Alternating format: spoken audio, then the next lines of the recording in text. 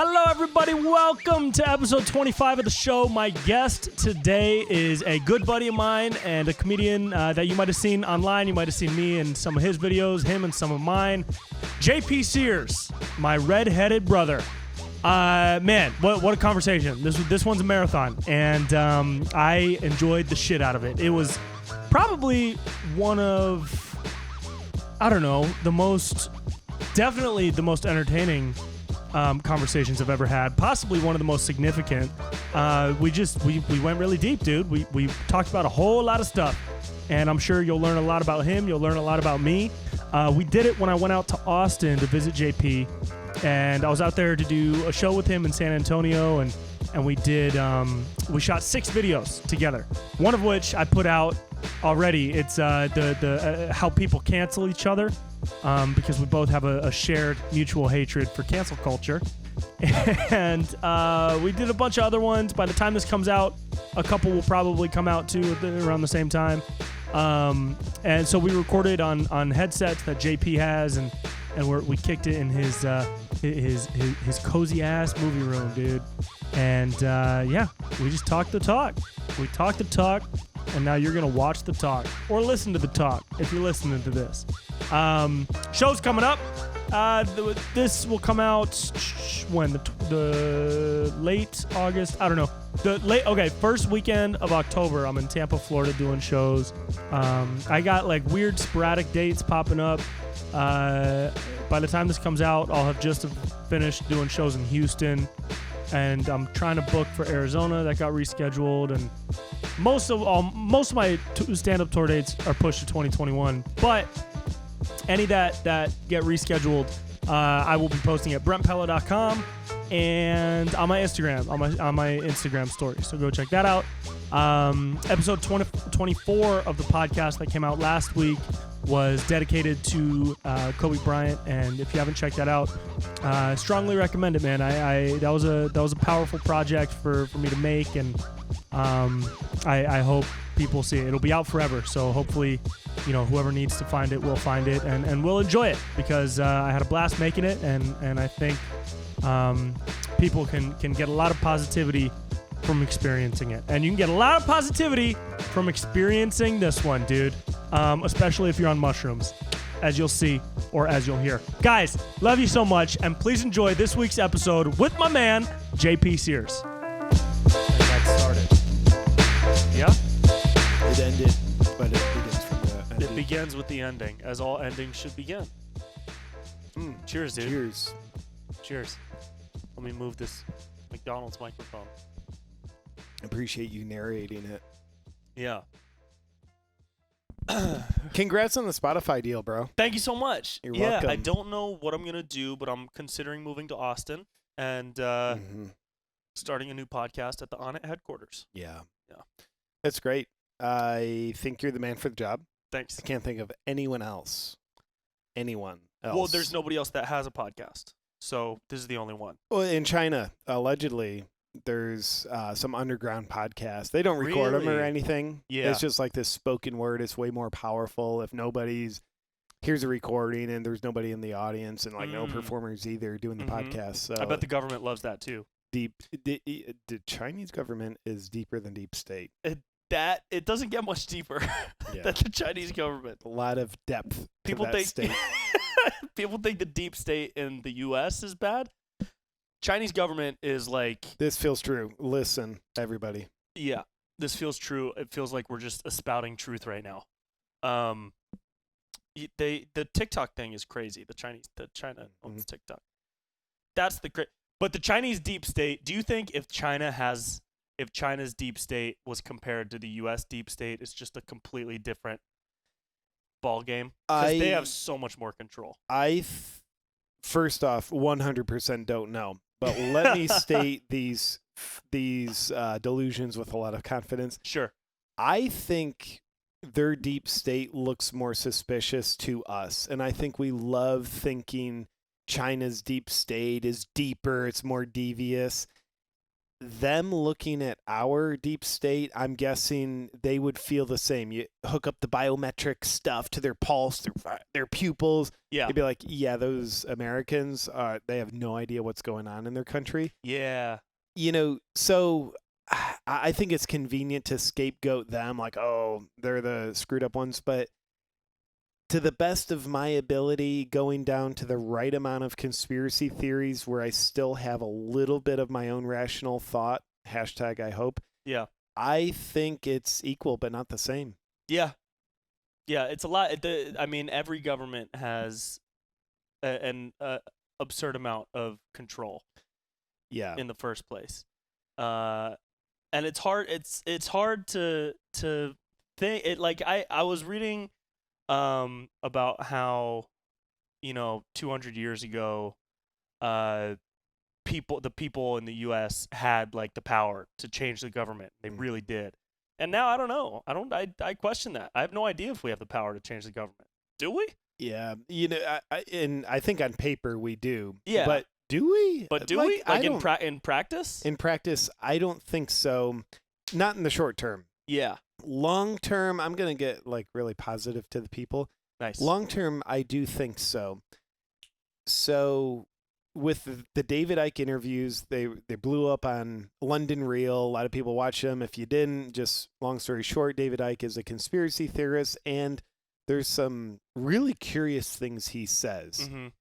And anyway, from David Icke's words through my delusional interpretation, he talks about how the only way the few can control the many is if the many are obedient.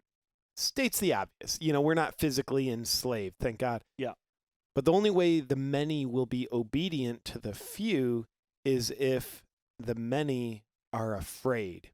They talk about like right. you're not obedient unless you're afraid. So I dare say if people can wake up, like maybe that's just like you stop watching the news and watching headlines. Mm-hmm.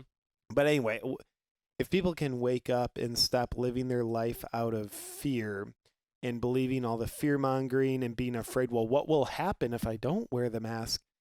If enough people over the long haul do that, start living their life, sound cliche, more out of love rather than fear, we'll be less obedient. And if we're not obedient, the many can't control us. Right. So now that mindset, mm-hmm. JP Sears, as our friendship continues to evolve, is such a beautiful mindset.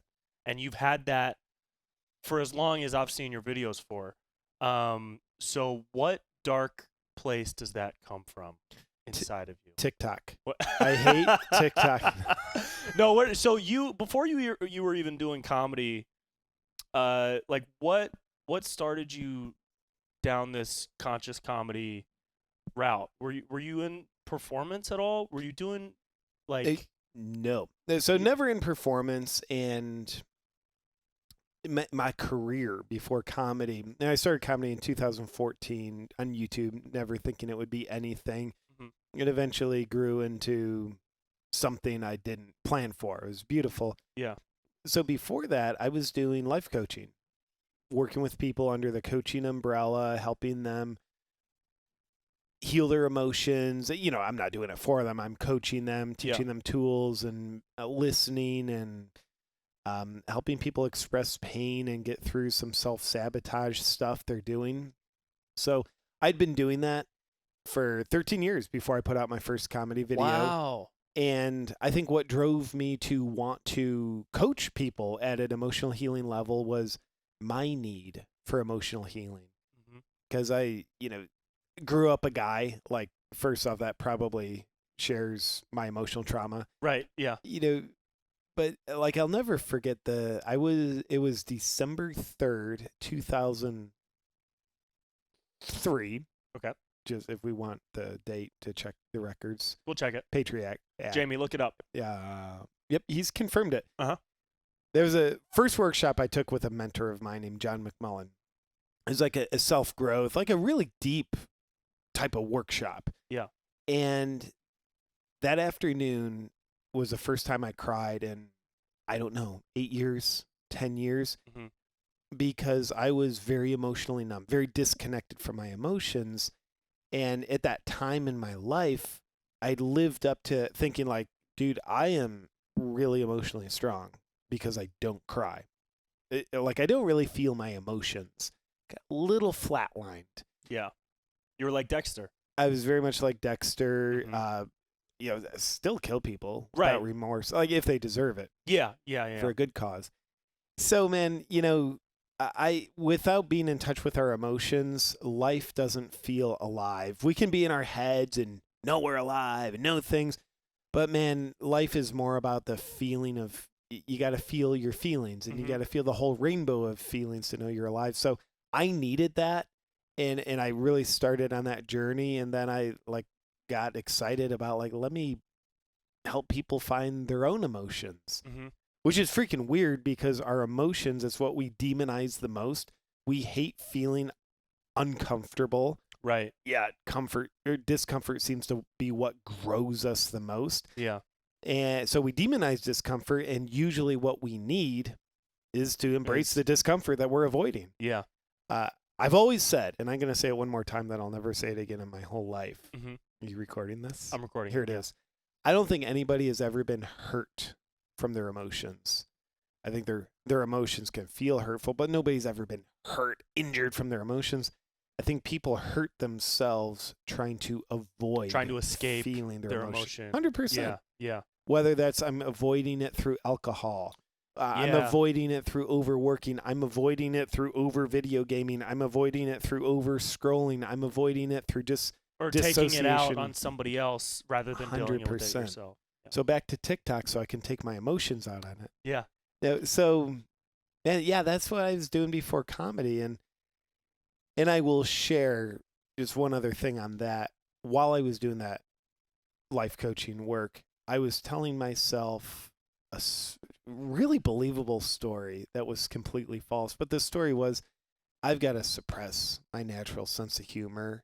Because, hey, I'm a life coach, doing emotional healing stuff, kind of a spiritual teacher-ish kind of guy. If I'm funny, it'll discredit me. Yet my whole life, in my personal life, my sense of humor was very rampant, very developed, very sharp. It was just, it's my life language. I love humor. Yeah. But I would suppress it because I thought, man, this will be a bad idea. But October 5th, 2014, I put out my first comedy video thinking, man, this is going to be bad for my career. But these ideas kept coming to me. I got to do it. And so I broke the membrane. What was that first video? How to be ultra spiritual. Oh, yeah. That exploded. Didn't that explode? Yeah, it was weird. It was my first video, and it didn't explode when I initially uploaded it. And this is back in the day when you really only uploaded videos to YouTube. Yeah. Facebook was just coming out with video. But someone ripped it off my YouTube channel without my permission, uploaded it to Facebook, and it went viral on Facebook, got into the millions of views, and someone else did the same thing, millions of views, which brought a decent amount of attention back to me. And I was very grateful. They stole it from my YouTube channel. Sure. And that codependent validation of that, just oddly, that first video going decently viral, I needed that codependent validation to help me recognize, this is me starting to let my gift out. Because, other people are seeing it, and I can see them seeing it. Yeah. So I guess sometimes it's easier to have that codependent validation than it is to just seek the validation yourself. Like, it takes more energy and effort for you to kind of get things going on your own than it does for other people to help kind of lift you up. Yeah. So it sounds like almost accidentally you were lifted up through that video. And did you start incorporating humor into your life coaching practice? No. And I still ran my life coaching a couple years into comedy videos before I gave it up because there were other great opportunities.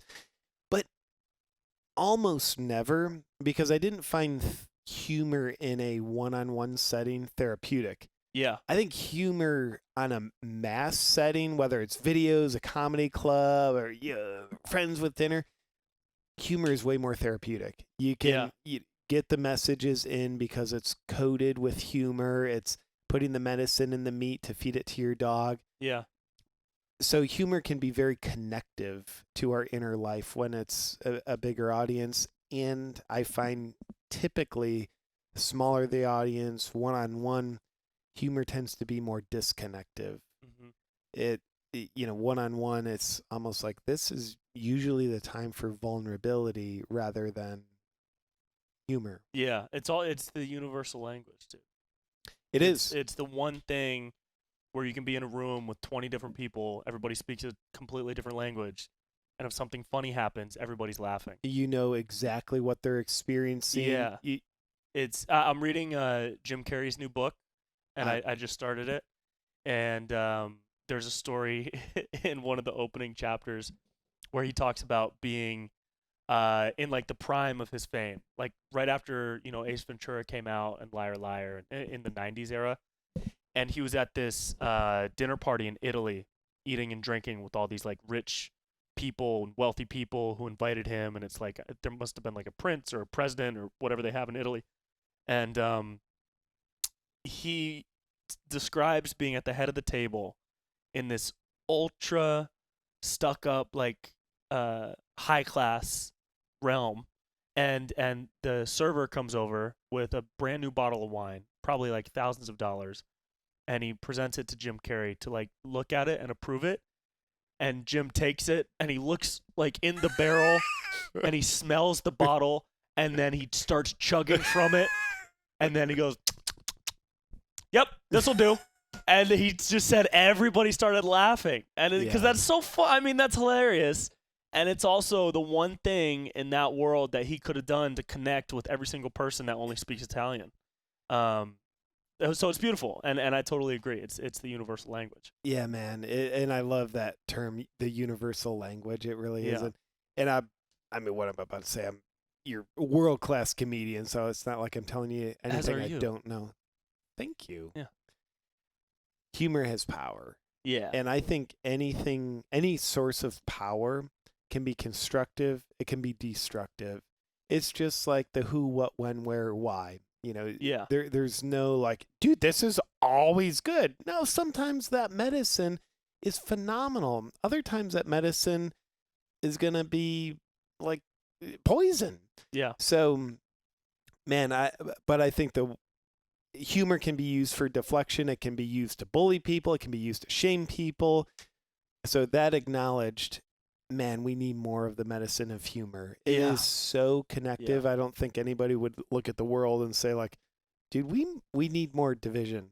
Yeah. I think we need more unity, and humor is one of the ways that I think some of the alchemists like you and I, we're doing our best to bring people together, unite the world, and bring people truth closer to their truth by helping them shed the psychological bullshit that needs to be laughed away. Yeah, and I mean, again, I know we're in like a comedy jerk-off circle right now, but I'll just say this to add on top of that, because we both would like to boost our own egos over the course of this episode. That's true. Is comedy offers a window into the irony of the world, and it offers like an opportunity to look at the world through a satirical point of view, so that people's defenses are down, and it draws the defenses down, so that you can see things like the media or people in power or like very serious situations that seem really serious, but if they're broken down in a comedic way, it's almost like lifting a weight off your back.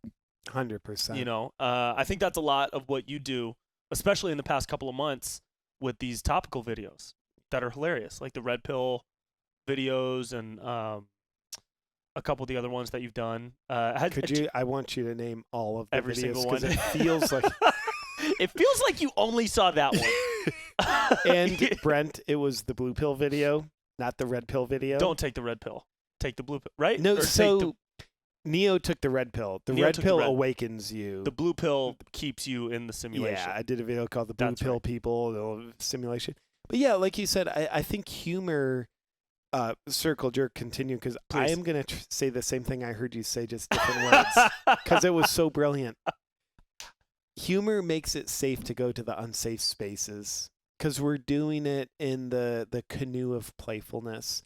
Yeah. I think inherently if we look at our worldview, if we had our worldview shattered, like that doesn't feel safe. Like Right. how we see ourselves in the world, how we see the world, our family.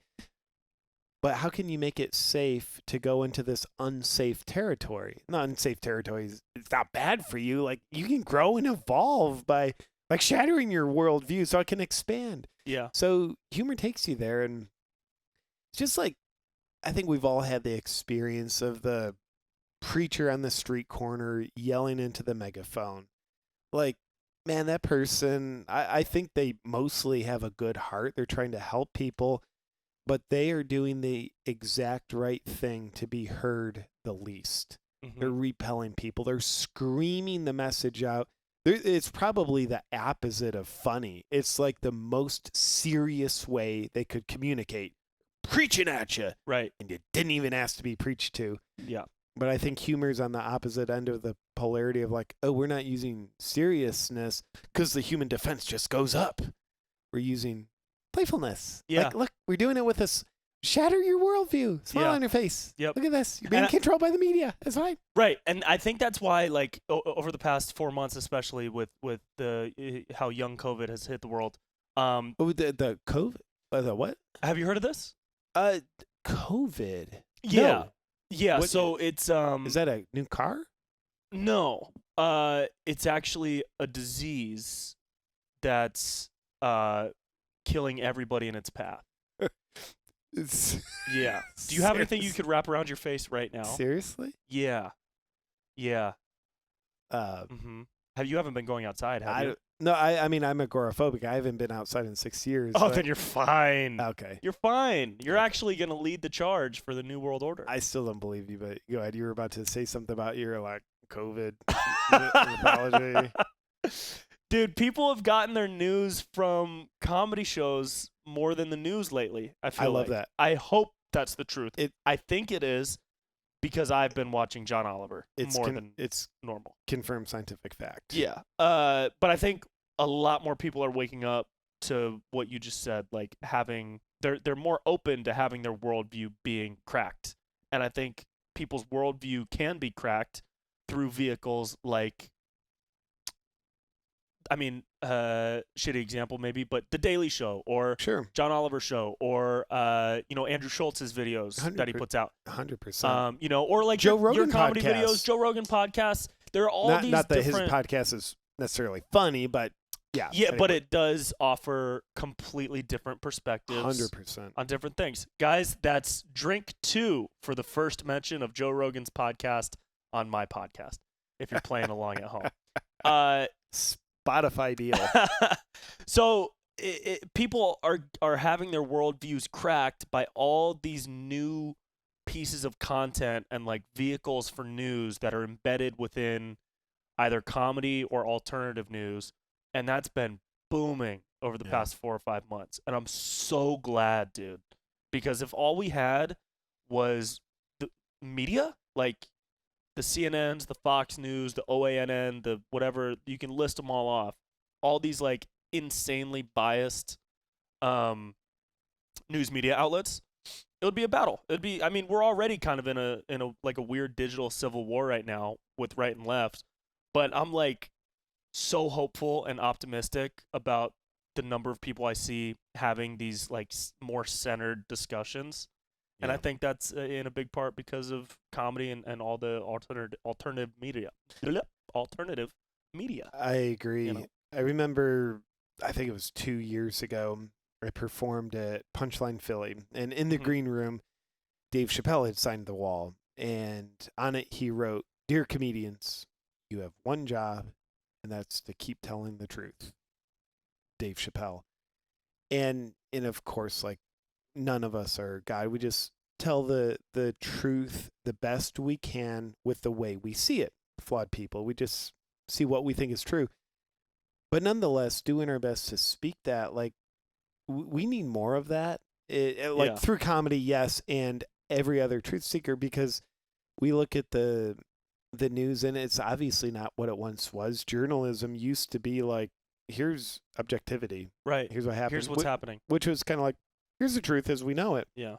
But now, sorry, I just threw up in my mouth. Mm-hmm.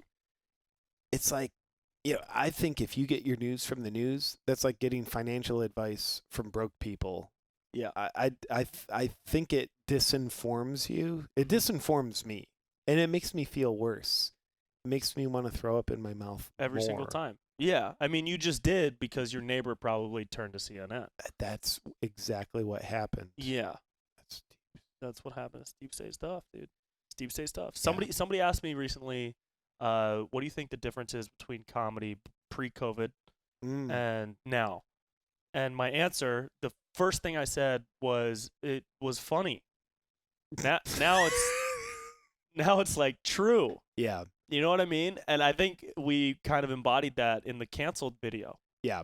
And we'll talk more about that video in a second. But first, I just have to mention almost every video I've put out since COVID, just all the angles. Without exception, multiple people in the comments will say, this would be funny if it wasn't so true. Yes. And it's such a wonderful comment. And it's like, man, like what we're talking about, it ain't funny. It's just like, it's great that we can laugh, but I think we're laughing not because it's funny, but because it's uncomfortable. And the masterful how people cancel each other video that you wrote, just released. I agree. That embodies absurdity. Yeah. This blinding white hatred that we have for people who are different than us. It's just, in a way, this is a charged term taken out of context, but it's like we as a society become white supremacists towards each other about anything other than white supremacy because that's too taboo. Thank fucking God it's too taboo. But like that same would you talk about energy, it as like knowledge supremacy or like opinion supremacy almost? Yeah, it's absolutely. It's anything where it can be I'm right, you're wrong. Yeah. You're inferior, I'm superior. And not only that, but I'm going to look at you with contempt. Like you're flawed. Yeah. Like you're a lesser human being than me. You're a lesser person, you're a bad person. That's opinion supremacy. 100%. Because you're on the right. Or like, oh, you support this cause? And do you know who's funding them? Right. Fuck you. Yeah. You never heard of George Soros? Dude, tell me about him. He sounds brilliant. Yeah. A bald billionaire. That's cool. Yeah. 4 fingers. It's insane. It's like supporting one small thing gives people the right to hate you for every other thing that you support, and they don't even want to listen to the other things. And there's no nuanced discussion, no desire to understand, like, well, tell me why you believe that. Mm-hmm.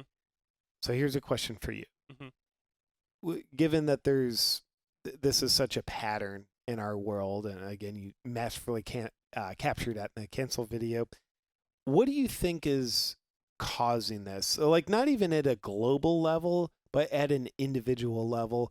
What has to happen inside of a person for them to become part of the rage mob of wanting to cancel, which is like the modern day, just like killing someone? Yeah, I think there's probably a lot that goes into it, and we could probably talk for hours on end about that one specific topic.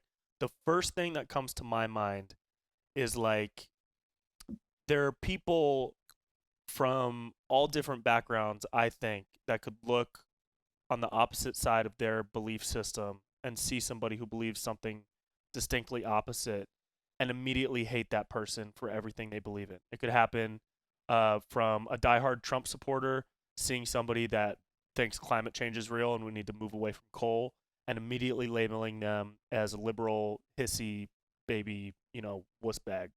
And then there's somebody who is a little more left-leaning and, will proudly vote for Biden, who sees somebody that says we need to reopen the economy because the death rate is under 1%, and they'll be like, that Trump-supporting redneck hates black people and deserves to die, right? And so it's this weird tribalism thing. I think there's a lot that goes into those like immediate classifications of people who have opposite belief systems than you. I think part of that is this weird tribalism in us that has been growing ever since social media began, because social media has actively been dividing us. It probably wasn't Mark Zuckerberg's idea when he was at Harvard. He probably wasn't writing on his fucking dorm room wall like, let's divide America. No. But over time, and how could you have the foresight to see that? I don't think anybody could have the foresight to see that. But over time, as all these social media companies kept evolving, people kept finding these tribes and these hashtags to support and these causes and these news headlines and these quick quotes that they could read and identify with and these quick stories that they could read and repost and share. And I think social media has had a huge effect in the rise of this tribalism that we see now, that maybe we saw, back in the 80s, but definitely not to the violent degree that it is today. Yeah. You know what I mean? So I think that's a big part of it, is the tribalism aspect. And I think social media has had a huge hand in that. As far as like what else do you think goes into that? The Illuminati was. Without a doubt, yeah. Yes to what you said, and I agree. There's probably many factors, yet that doesn't negate there's fucking factors. Yeah. One of the biggest things that comes to my mind when I look at the people, whether they're friends of mine or just like inspiring people I follow online, when I look at the people who are living their life's purpose, they're following their call, and whether that's them helping other people or them like, this is my art and I'm doing my art, they're purpose driven. When I look at them, I won't say never, but I don't see them being part of the rage mobs online. Mm-hmm. Because they have something that's way more important than hate, and let me investigate people who I despise. I'll put all my time into them so I can comment on their stuff. Yeah. But when I look at, when I see rageful comments on my stuff, once in a while I'll be like, I'm just curious. Like, who is this person? I click on them, and usually they've got a private account, which like just the amateur forensics, because that's so common, I could suggest that person is probably someone who's not putting forth a lot of conscious contribution into the world. Yeah. They're maybe more in a passive state. They're not really living their purpose. They might not know what it is, or maybe they do, but they don't have the courage to follow it. So, man, I think being connected and having the courage to live one's purpose or lack thereof, is a big contributor, because I mean, I look at you, you're always hustling. You're writing, you're editing videos, you're shooting videos, you're on the stage. Like, how would you have time to get online and comment on people's videos that you don't like? Like, why are you watching? You don't have time to do that because you're purpose driven. Yeah, and I think people find and try and are creating a purpose in this rage mob mentality. It's like a purpose made out of junk food, not organic fruits and vegetables and carnivore diet analogy. Right. Red meat and butter. Free range over everything. artisan. Free range artisan carnivore butter. Yeah, I think it, and it's like prime territory to be like, oh, my purpose is to get Mayor Eric Garcetti fired, or like my purpose now is to make sure the police are defunded, and it seems like so much more of a phase for people's online cancel culture hysteria than it does a long-term life plan. And I hope that's true, because I can't really imagine what it would be like if people held on to this like cancel culture rage and this like insane tribalism aspect of their lives for longer than the next couple of months. I hope. Yeah. I don't know. I don't know. I don't know how that part of history is going to end. Yeah, me either. And I also wonder, maybe this part of history will always be there, but people they cycle into it and then hopefully evolve out of it. So maybe the rage mob, cancel culture mentality maybe that's just a stage of learning. You know, it's messy, it's gross, it's hurtful. You know, it's maybe analogous to some kids have to, part of their path is they're going to be a bully at school. Yeah. And hopefully they do that until they learn the consequences of bullying people and realizing, like, all right, it doesn't fulfill you. It only hurts people. And where has it gotten you? Where's it gotten you? So there's always going to be bullies in the world, but hopefully who the bullies are changed, because it becomes a stage where people will get into it and then hopefully grow out of it. Right. So maybe we could do a documentary following people like, cool, what's the lifespan of the rage mob? And right. Well, I think a great way to do that will be with your unborn child. Yes. Who's coming soon. We'll Neuralink him up. Yes. So we can know exactly what he's thinking, how much, not even like what he's posting online, but how much hate he's thinking. Yeah, and a couple of like chips in his body so we can track his movements and see how many punches he's given other kids at school. Yeah. And even, well, let's start at the beginning, even before that. Like, is he trying to, we're going to breastfeed him, until he's at least 11 because we're natural. Yeah. And it's like, well, is he going to try to cancel my wife's left boob because it doesn't have as much milk? Right. Like, will he have contempt for that? Right. Valid, though, if he does decide to cancel it, it will have to go. The right boob is better. Mm-hmm. Yeah. Are you excited? You're gonna be a dad, dude. I am excited. This is, I mean, I know it's your like 18th kid, but the first legally that there's any documentation of. No, but your first child. I am 39 years old, and I am so grateful that life worked out, that I'm having a child when I choose to have one with the right woman. Things are stable. I'm connected to my purpose. Basic needs are met. That's great. If this was happening 10 years ago, of course, like, he'd come out, I love him, but I'm like, I'm scared. Like, I don't know how this is going to work. Yeah. But so, man, I just feel so ready. Cool. So there's so much joy, excitement, and of course there's going to be challenges and messes, fuck ups all over the place. But you're excited for those. It's not going to be like, I'm going to have to deal with that shit. Yeah. And I'm still trying to do my thing and figure out life. Like, not to say that you figured it out yet, because I don't think anybody ever does, but you figured it out to a point now where you're open to accepting another life. I think that's really cool. Absolutely. So, man, I'm excited, and just seeing my wife's belly grow, it's like, whoa, it's amazing. Like, I think she's getting sexier by the day, the more pregnant she's looking. Yeah. Yeah.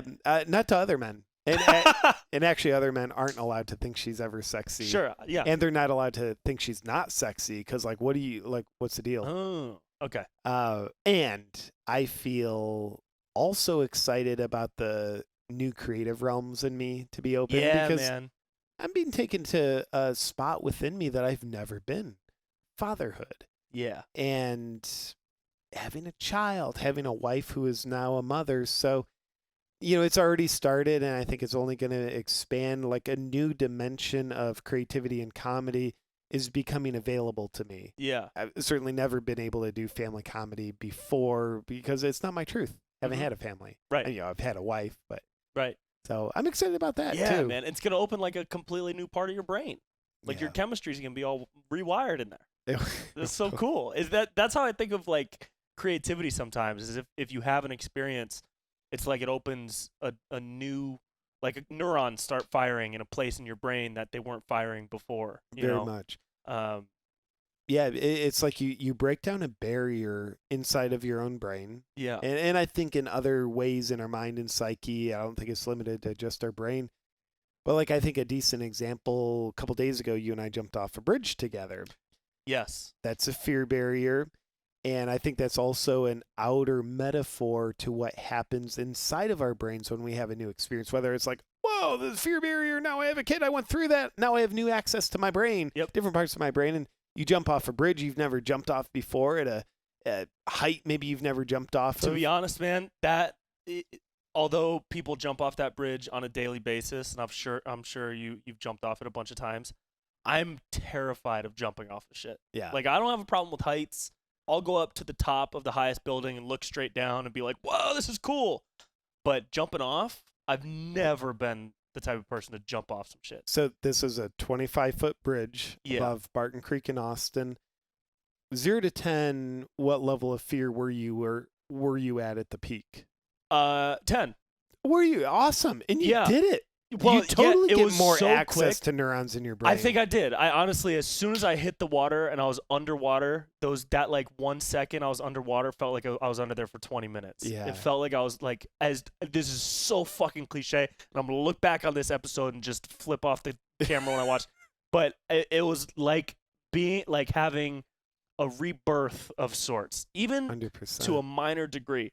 Because overcoming any fear is huge for anybody. Even if that fear is like of the dark and you're sleeping without a nightlight for the first time in 10 years, or if that fear is a roller coaster, or if that fear is letting someone else drive, or if it's like going out in public, you're agoraphobic and you haven't been outdoors in 6 years because you're terrified of germs. Mhm. You know what I mean? So that moment where I was on the bridge, and for a lot of people, I know they're laughing because they jump off a high shit all the time. Like I have friends that jump off 80-foot cliffs, you know, But while they're butt chugging a fireball. Far more don't. So Yes. So that point where we were on the bridge, by the way, the whole preamble talking about it on our way to the bridge, I was like, I hope he pops a tire. I hope he pops a tire. I hope somebody crashes into our car. And then we get to the bridge. And on the way there, I was like, I hope we get mugged. I hope somebody shoots. You know what I mean? Obviously. And then we get to the bridge, and in the moments leading up, there was no like stopping, but I could feel that fear level rising from like a 4 to a 5 to a 6. And then as soon as I was on top on the ledge, I felt it spike up. Like, you know that thing at a circus where you smash it with the hammer and it goes up to it the flies bell. up? Yeah, it was like as soon as it brushed the number 10 on the scale of 10 for fear, that was when I took off. Because I was like, I can't live in this. And you know, here is the life lesson that I heard you just speak. Doing the thing you're afraid to do is what makes the fear of that thing dissipate. Yeah. Your fear was building up, not doing the thing. But once you did it, you jumped, feet left, the fear was already dissipating. Right. The fear of doing stand-up comedy, before you do it, it's high, it's a 10. Terrifying. Oh, then yeah. Then you do it, it goes down. Maybe, I mean, you're going to have fear next time, and next time it's going to take a while before it's a 1 or a 0. But, man, in all the greats, the Jocko Willings, the Tim Kennedys, the David Goggins, all the successful people, Tony Robbins, they all say the same thing, usually with their own verbiage. But it's always, to be successful, to have a happy life, do scary stuff. Mm-hmm. Do what scares you. And I think especially do what scares you that also has a sense of purpose around it. Mm-hmm. Not just like, hey, there's a cage with a tiger in it. That would be scary. Let me Right. get in and grow. Yeah. But, dude, fist bump to you for... And to you for pushing me a little bit, even though it probably seemed like, oh, yeah, we're just two guys that are going to jump off a bridge. There was no twisting your arm about it. You were in. I was trying to move fluidly with the moment. Yeah. I was trying to flow with the energy. You're very sociopathic. I didn't know you were at a 10. That's yeah. But I got there right when I was up on the bar. I was like, fuck, there it is. Gotta go. And by the way, the metal bar, the ledge that you climb up to sit on is like 5 feet high. Have to straddle it with your hands and your legs. This is 100-degree Austin sun Texas beating heat. down on it. Yep. My hands hurt for a day just from the, just 1st-degree burns of the metal. There's no blistering. But, like, that was another little barrier to entry as well. Yeah. Like we talked about, that was like the challenge you have to pass in order to overcome your fear. Like, is overcoming the fear worth it enough to pass this challenge first? Yeah. It's just an extra layer to the lesson of life that we learned. Brent Pella. Yeah, bro. You conquered the fear barrier, gained new access to different brain cell synapses in your mind. Oh, yeah. If you were just like your own alchemist right now, taking like that fear you conquered, jumping off the bridge, which is like meaningless as just a bridge, until it's like directed to something purposeful. Yeah. What area of your life general or specific would you want to like direct that new courage and bravery into? Right now, uh, probably. How do I word this? Like independence, career independence, almost maybe if that can be. I'll say it in more words than that. Like since I started doing stand up, I've had the same dreams everybody else has had of getting signed, getting repped, because that's the only way to get your message out to the world and share your love with the world. And that's always been, the goal for me and what I see as my purpose is to share the love of life and just happiness and make more people smile before I die one day.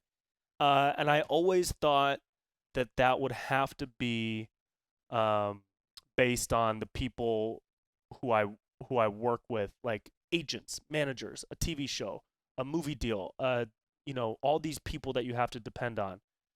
And I've been like really scared of the prospect of only depending on myself for the rest of my life. And I think this year especially, I've been moving like more toward that thought of, oh, maybe it will just be me. Yeah. Like maybe I won't ever get like quote unquote discovered, right?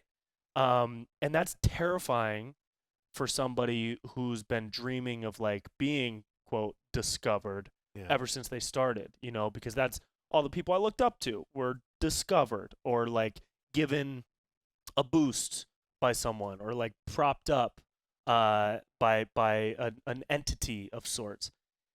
And so I'm hitting this point now where I'm thinking maybe it's really all going to be on me to share what I want to share with the world before I take my last breath. Maybe that really will be entirely up to me.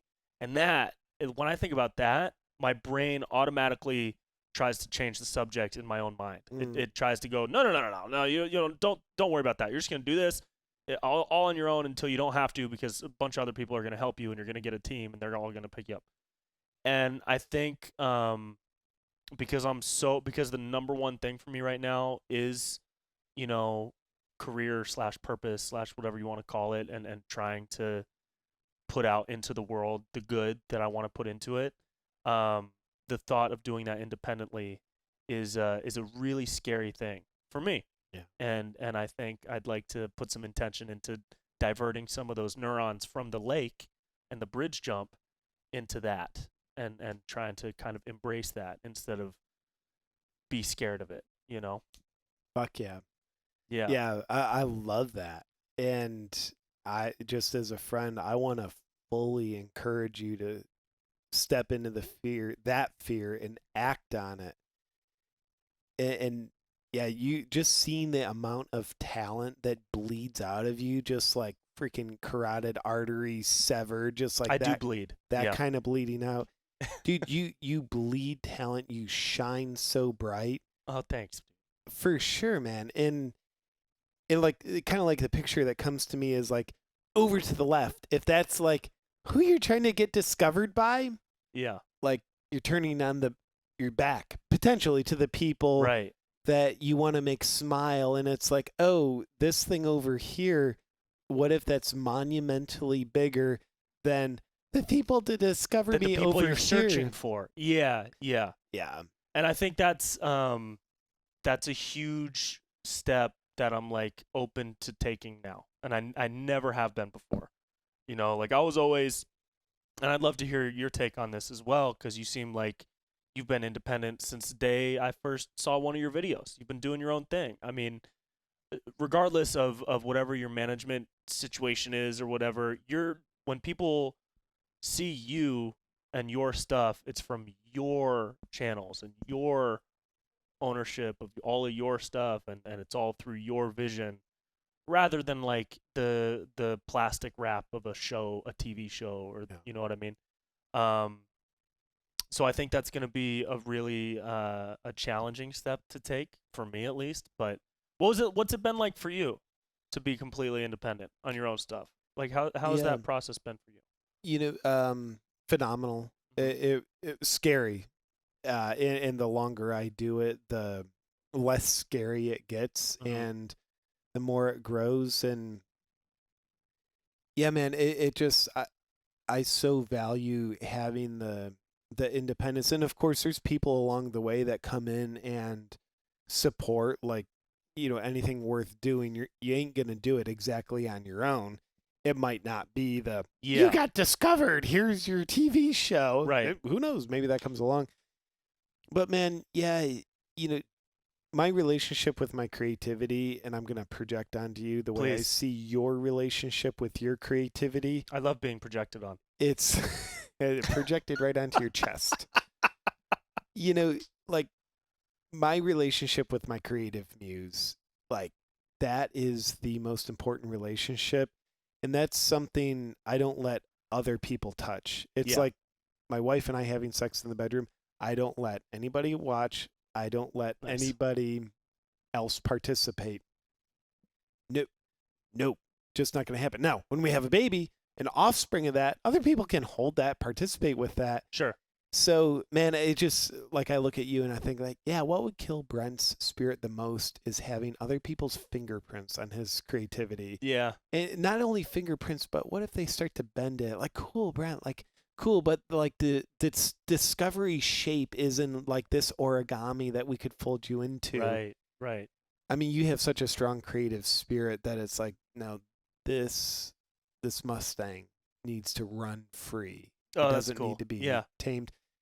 And anyway, that's kind of how I feel. And along the way, I've been grateful to be signed with an agent who does really helpful for booking comedy shows. And it was about 4 years ago I signed on with a Hollywood manager, and it was about a year ago I fired him because great person, but it's just like, yeah, the kind of independence thing was slightly being infringed on, and that was way too much. Yeah. Not to say I won't take a job if offered, Hollywood. At Brent Pella. At Brent Pella. BrentPella@gmail.com. Willing to shave. I had a manager when I was first starting out, and I worked with this person starting after, like, I was only a year into doing stand-up and live performance. And the hands-on, we weren't gelling very well. There were a lot of notes from their end on, like, silly comedy videos I was making, all from the best place in their heart. Sure. I'm sure, of course. But I don't think I was at in a place where I wanted to be molded or have outside input, even from somebody who might have been around for a really long time. And I still don't think I'm like that. Like, I would definitely work with any number of people, but like you said, as long as it doesn't infringe on the creative muse. Yeah. And the Mustang can still run wild. So a question with that, and the way I'm placing this question and this point in the conversation, I'm truly not trying to lead you. I'm genuinely curious. Please lead about it. So here's the answer I want you to tell me when I'm done asking the question. 7. So let's just say hypothetical, whatever, a network or production company comes and says, Brent, dude, we love you. Big fan. We've got this show, some kind of sitcom-y thing, and it's going on a big network or Netflix or, so it's like, okay, that's going to be a well-paying gig.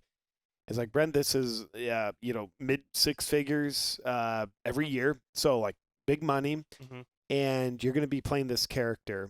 We're writing for you, and the humor, it's like, dude, you're not a writer, but you're going to be acting this out. And, the production schedule is big enough, like, you're not really going to have time to do your YouTube-y internet thing anymore. I'm curious, would you take it? Would you try it out? I'm curious how you would deal with that. It's so difficult because it's so hard to be put in that position when you're not actually in that position. You know what I mean? But I think right now I'm offering 0. 0. 0. I can't. I wouldn't say no. Yeah. Because I would need to, like, really feel it. Yeah. Internally, like, I would really need to feel it. I lean more toward yes because it's brand new and it's scary. And now that I've jumped off a bridge, I enjoy fear. Yeah. And I embrace fear. And I think that would be such a new opportunity, and maybe I would love it. Maybe the role is great. Maybe I fall in love with the role, and I love. But I also see the downside of it being trapped in a machine that might not have any creative payoff for the rest of my life, and might like take years off of this really creative space in my life that could have been spent better otherwise. So that's tough. I mean, I think I can talk about this at this point. The story I told you the other day. I had the opportunity to meet Nick Cannon a couple of months ago, and he's awesome. He's one of the coolest people I've ever met. And we sat down and talked for a while. He's a super humble guy. It was like talking to a buddy that I went to high school with. Like, we were literally talking about everyday bullshit and Hollywood stuff and comedy and, super cool guy. And he had seen some of my videos and online, and he talked about having me on Wild 'N Out when the show came back on. And I was like, yeah, I would love to. That would be an amazing opportunity. And of course, this is when COVID hit. I don't know if you've heard of COVID yet. Well, you told me about it like 20 minutes ago. You haven't done any research about so it? it's still a thing It's still at a this thing. point in the podcast. Yeah. Okay. Look it up while I'm talking so that I Okay. know you're not Sure. listening to me. So so we talked about me joining the show, and that would have been an amazing experience, even though it definitely would have had some of the elements of the example you just gave in terms of taking time away from my independent creativity in order to be part of a bigger thing. But I think a bigger thing like that could lead to something that is like unexpected. Yeah. You know what I mean? And it could lead, like, okay, and also for people who don't know, Nick Cannon and the show is currently on hiatus due to whatever's going on with Viacom, and that's a whole other story. So nobody knows. But I think having an opportunity like that could be like I don't know if I would say no to it right away, just in order to keep my independent creativity. Because I don't think that's a beast that could ever be completely quieted. Yeah. You know what I mean? Yeah. I think I'd say yes to that opportunity, assuming like, cool, that sounds like a great show, and I figure out, cool, I vibe with the people that are like I wouldn't do it with if everybody involved is a dickhead. Yeah. Or if Harvey Weinstein is executive producing. Well, that's how you got the job in the first place, bro. True. I would just hope for me, and I don't completely trust myself. I would hope that I would have the integrity for myself and with my relationship with my creative muse that 2 seasons into the show, if it stopped checking off the creative boxes, I would hope I'd be willing to leave a good thing. Yes. And like I said, I don't completely trust myself. Would I betray myself to stay in something that was a great experiment, but then prove to say like, okay, and it was like a 2-year experiment, but 4 years later, do I find myself in the relationship that was meant to end 2 years ago? Right. So, but yeah, man, I love your answer. And I was like, yeah, I think I'd probably have about the same answer. Yeah. Yeah. And that experience with, after meeting Nick and getting the potential opportunity to join the show, and then like within the past, when the whole thing with him and Viacom happened, and the show getting like potentially canceled, that was like another sign to me of, oh, maybe I will just need to rely on myself for a lot longer than I thought, which is part of that fear that I'm now stepping into, using the courage that I found at the lake. Yeah. It was a creek, not a lake. A creek. I think you'd have more courage if it was a lake. Well, larger bodies of water hold more courage inside of their flow.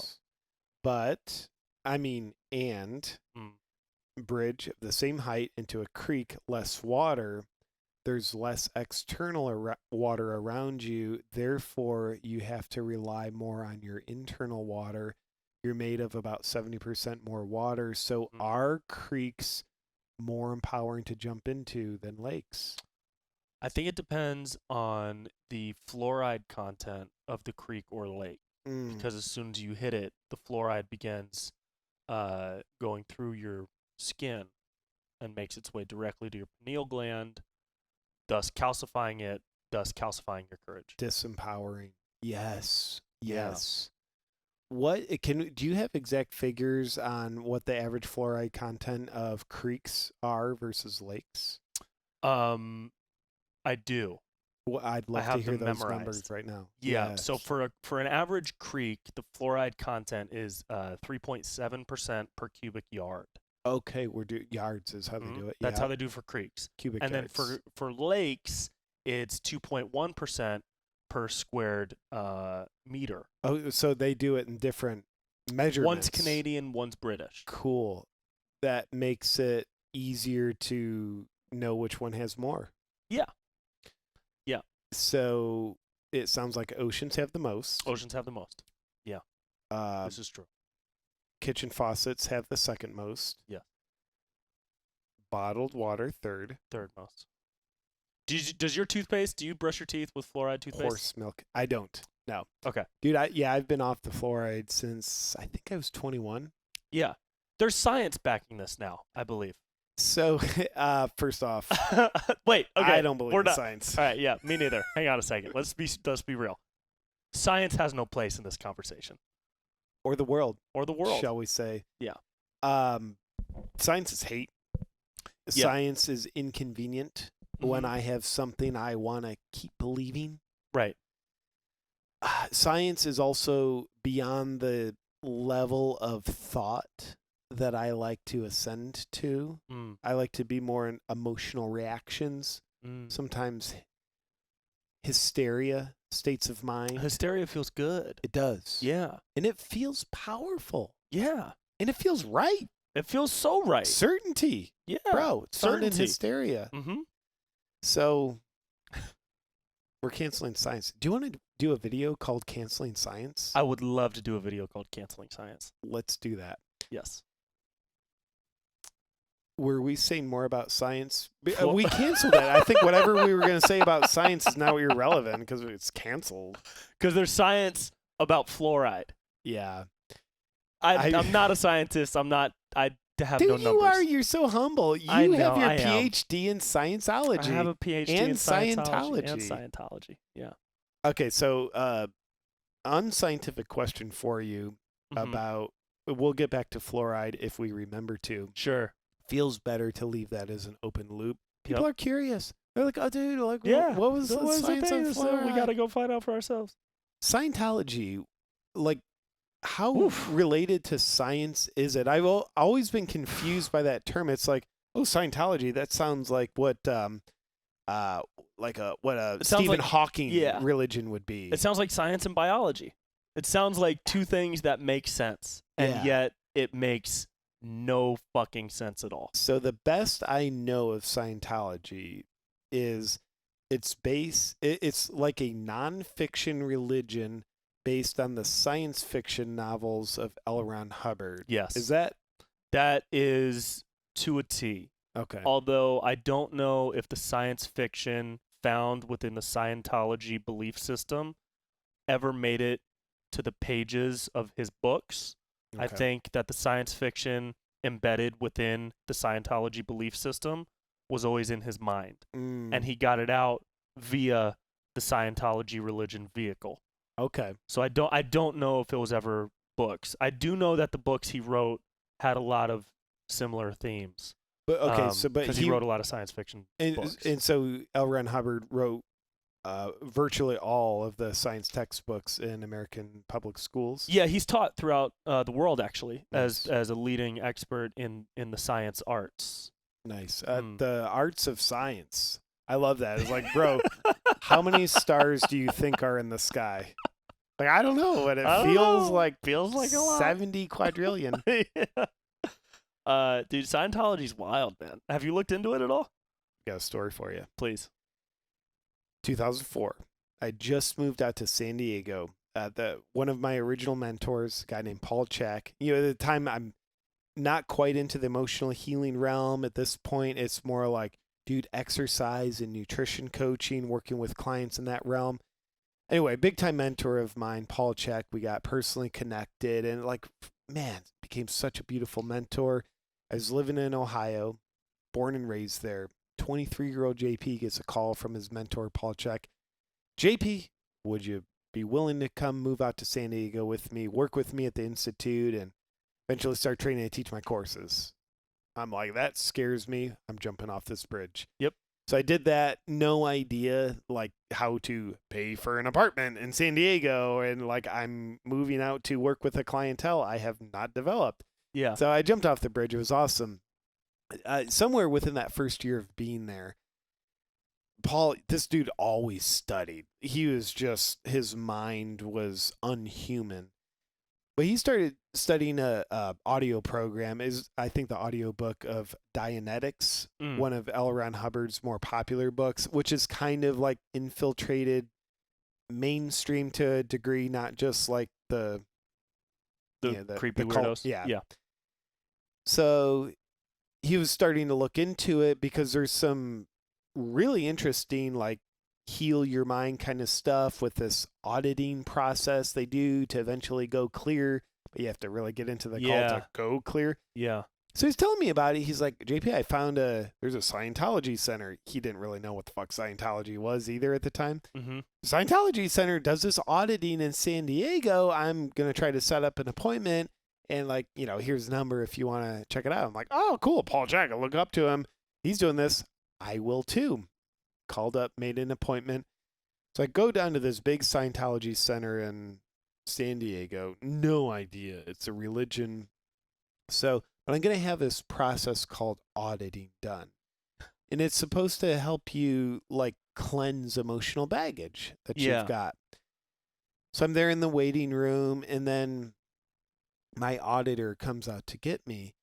And he's a guy like, he like creepy is his vibe. Mm-hmm. You know, it's like talking really polite and 0% genuineness to it. Sure. Little like a little robotic after note of condescension. Okay. You know? Yeah. And anyway, so we start the process, and all he fucking had me do was tell a story about my childhood. I don't know what it was, like a 1-minute clip of my childhood. And I think it was something about that time I was 2 years old. I remember picking up a second piece of pizza. I already had a piece on my plate, and my dad yelled at me for taking a second piece before I finished my first. Whatever. I still remember that. I'm like, cool, that was a painful memory. I can remember. So he had me tell the story. As soon as I'm done telling the story, he says, okay, now tell it again with more detail. I tell it again with more detail. Okay, now tell it again with more detail. So the process is you tell it again with more detail until you feel zero emotional charge about it. Now, at this point, I'm feeling like I'm in prison. It's like I am like, I don't know, I did it 9 times. And I was so bored. I just like, no, dude, I feel so fine about that. Like zero emotional charge, because this thing would have went on forever. It's like I reached a breaking point, or a sticking point. I'm not like cleansing any more emotions of it. But this creepy maniacal, tell it again with more detail. Tell me the same story. Not doing anything other than tell me the same story. Yeah. And then, of course, the best part's coming. Of course, like they try to sign me up like, hey, we got a service on Sunday, and like, you know, you can do to get to this level. And it's like, no, I'm just here for this. They said, okay, cool. That was 16 years ago. They still have my phone number, call me every week. I never pick it up. Come on. They're trying to get me back. They still send me Scientology information in the mail. Here's the deal. Since 2004, between apartments and I moved to Charleston, now Austin, I would have moved at least 6 times. Never gave them an address change. Whoa! But they always find me in my new address sending me fucking Scientology. They send you stuff here at this address? Yes. In Austin. Scientology Center in San Diego still sends me shit. Whoa, dude. So anyway, as my Whoa, I wish I had dude, and then they took me on board the spaceship. I know. But that nonetheless, that's my story. That's creepy. Oh, that's beyond creepy. That's the only thing it is. Because it can't. There's no way it could get redirected through the postal service, just doing like a redress. Yeah, so I think the postal service will only redirect your mail. I think it's up to a year. Yeah, and that's if you tell them. And I didn't tell them. Wow. And they've been doing this since 2004. 16 years. Holy shit. Anyway. Did it start getting They've more? gotten a persistent sales team. Yeah, dude. Wow. They can afford it. Yeah, dude. They're past $1 billion, I think, in worth. I would imagine it's a lot more than that. Yeah. Yeah. They don't pay taxes. They own a monumental amount of prime property. real estate in LA. they own so much. All over. In the world. Yep. The amount of property that they own worldwide is absurd. Yes. And they don't even use a lot of it. Did you watch, I think it's called Going Clear, the Netflix documentary about I loved it. Yeah. So creepy. Like that, I forget, what's the guy's name that... The director? Well, the Scientology guy that took over command, what's L. Ron Hubbard? Jamie, pull that shit Jamie, up. will you pull that up? Yeah, guys. I got it right here. Jamie, don't talk. Just pull the thing. And young Brentley. It also doesn't matter what his name is. I know. I just really want to find it now. Okay. David Miscavige. Yeah, David Miscavige. Yeah, dude, how fucking creepy is that guy in the documentary? Dude, the creepiest of a creep. Beats people, hires people to be beaten, hires people to do the beating, whatever. Dude, I bet it would traumatize the cult members more for you to have to be the guy that beats the other people. Yeah. I wouldn't want either, but owning that shit, I think would be significantly traumatizing. Yeah, there was a whole part of that documentary where they talked about keeping people at this resort or hotel or retreat or whatever it was. And you mean remember that? Hostage? Yeah. Yeah. Yeah. But the people that were holding the hostages weren't these big, beefy secret agent types. They were normal Scientology people. Yeah. Probably living normal lives previous to Scientology, teachers and doctors and lawyers and shit. And then they join Scientology and get brainwashed to the point where now they're holding hostages? Yeah, man. Wild. Do you think it got more, they started reaching out more as your celebrity began to rise? Do you think they kept a tab on that at all? Well, are you asking if they're potentially grooming me to be the next Tom Cruise? I won't say no. I mean, I'm a little flattered. Dude, I mean, I highly doubt it. I don't think I'm on the Scientology zeitgeist. The celebrity vision board. They should have different... The yarn strings of, Tom Cruise, Tom Hanks, John Travolta, and then, the fourth choice is JP Sears. Is you with the flower crown. Tom Hanks isn't involved with them, is he? No, I don't believe so. Who are so celebrity-wise? John Travolta, Tom Cruise, Kirstie Alley. Will Smith was rumored to be, but that hasn't sounds true. Shown confirmed. any Alex ties. Jones has footage. So Illuminati confirmed. Artistically, scientifically confirmed. Yes, Will Smith 100% is a lizard person and Scientologist. There were others. That other female actress, that's not Kirstie Alley.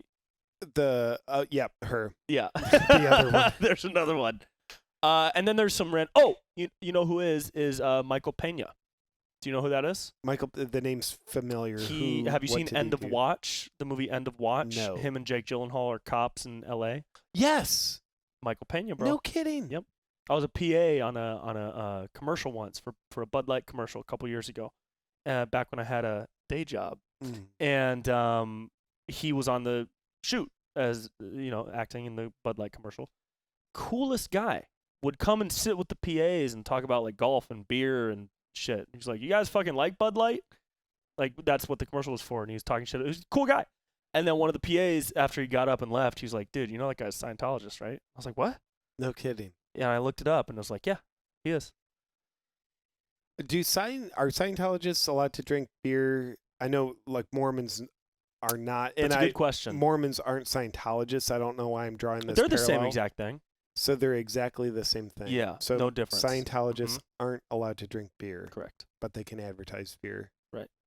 Cool. No, I'm I think glad we've sorted this out. I would assume I don't know if there's any of those. If anything, I would assume Scientology encourages its more well-known members to do things like that in order to seem normal Be and relatable, infiltrate, bring other in. people in. Yeah, but so Michael Pena is a Scientologist. Last time I checked, maybe he's changed at this point. I have no idea. But it's just weird how there's so much information about Scientology, and yet more people. Actually, I don't know if more people are joining, but the amount of people that they have and the amount of money that they have is absurd. Yeah, and part of me asks the question, like, dude, such intelligent people, how do they swallow that pill? And I don't know the answer yet. I will say I doubt. In fact, I'm pretty sure Scientology doesn't take you from 0 to 100. Right. Once they go, 0 to 1.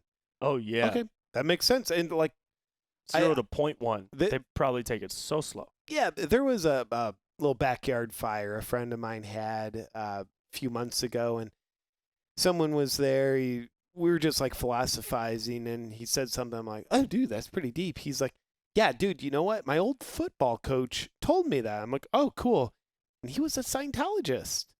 I'm like, "Oh." He's like, "Yeah, I know. That really opened my mind that, you know, they have some very usable life wisdom." And I'm like, "Oh, that makes sense. Like, good for Scientology." That was like, okay, sure. That moved me an inch. Yeah. Now, you know, couple more years. Give them an inch, they'll take a mile, but they don't take a mile all at once. Right. They take that motherfucking mile inch by inch. Real so slow. Yeah. And I think we're all susceptible. Oh, 100%. And I'm sure just like any other, you know, quote, religion, they have pillars that are that are easily digestible and easy to agree with, you know? I mean, like, don't murder. That's probably something that they too believe it's great not to murder. Yeah. So, like, are we in Scientology now? Yes. We might be. You know what this brings up for me? Like, we're shitting on Scientology, hashtag not apologizing. Right. I mean it. What else can we so readily shit on without fear of consequence? Right. You're right. Here in our cancel culture. Yeah. You ain't going to get canceled for shitting on Scientology, thank God, or whatever they believe in. Yeah. Thetans. What else, if anything? With conviction, I don't know. With humor, you can shit on veganism. You know, you can shit on, you know, things like that. With humor, with conviction, though, I don't know. Yeah. What else can you really like despise publicly? Well, I guess you can despise Donald Trump publicly. Right. That doesn't get you canceled. I don't think you can despise Biden publicly, because then, like, oh, you're a Trump supporting racist. Right. Correct. I would agree. I mean, with that. the guy's in. I mean, I think he's like medically. I think he's got a horrible medical condition. Yeah, dementia. I mean, I would love to see him treated so that I hear that from a doctor, but it doesn't look good. No, I've heard a lot of people on the internet. There have been people that have that have looked at, like, they've guessed, but they're doctors. And they have medical background. And they know doctors is, they know. You know, so like, I guess what came up for me is, like, I personally would want to shit on Joe Biden, because it's like, really, is he going to be president? Yeah. But it's like, no, that's like shitting on a handicapped person. Or my grandmothers, each of them had dementia towards the end of their life, and it's like, I'm not going to make fun of my grandmother for not being able to form a sentence. Right. So anyway, I don't want to shit on Joe Biden for that reason. Yeah. But anyway, I don't think you can shit on Joe Biden because then you're a racist Trump supporter. Correct. And I do think the other thing that you can openly shit on without fear is Trump. Yeah. And China, you can shit on China. I think to an extent, because if you shit on them too much, you're racist. And yeah, You know. So I don't even know what we said at the beginning of this podcast, but what if we did say anything? if we I did say didn't anything, mean it. I didn't mean it either. I'm sorry. I apologize. China, I hear it's nice this time of I year. hear it's beautiful. It's Free. clean air. Free. Yeah. Just Chinese Facebook over there. Chinese Facebook, dude. Yeah, it is interesting. I was thinking the other day of trying my hand at a Biden impression.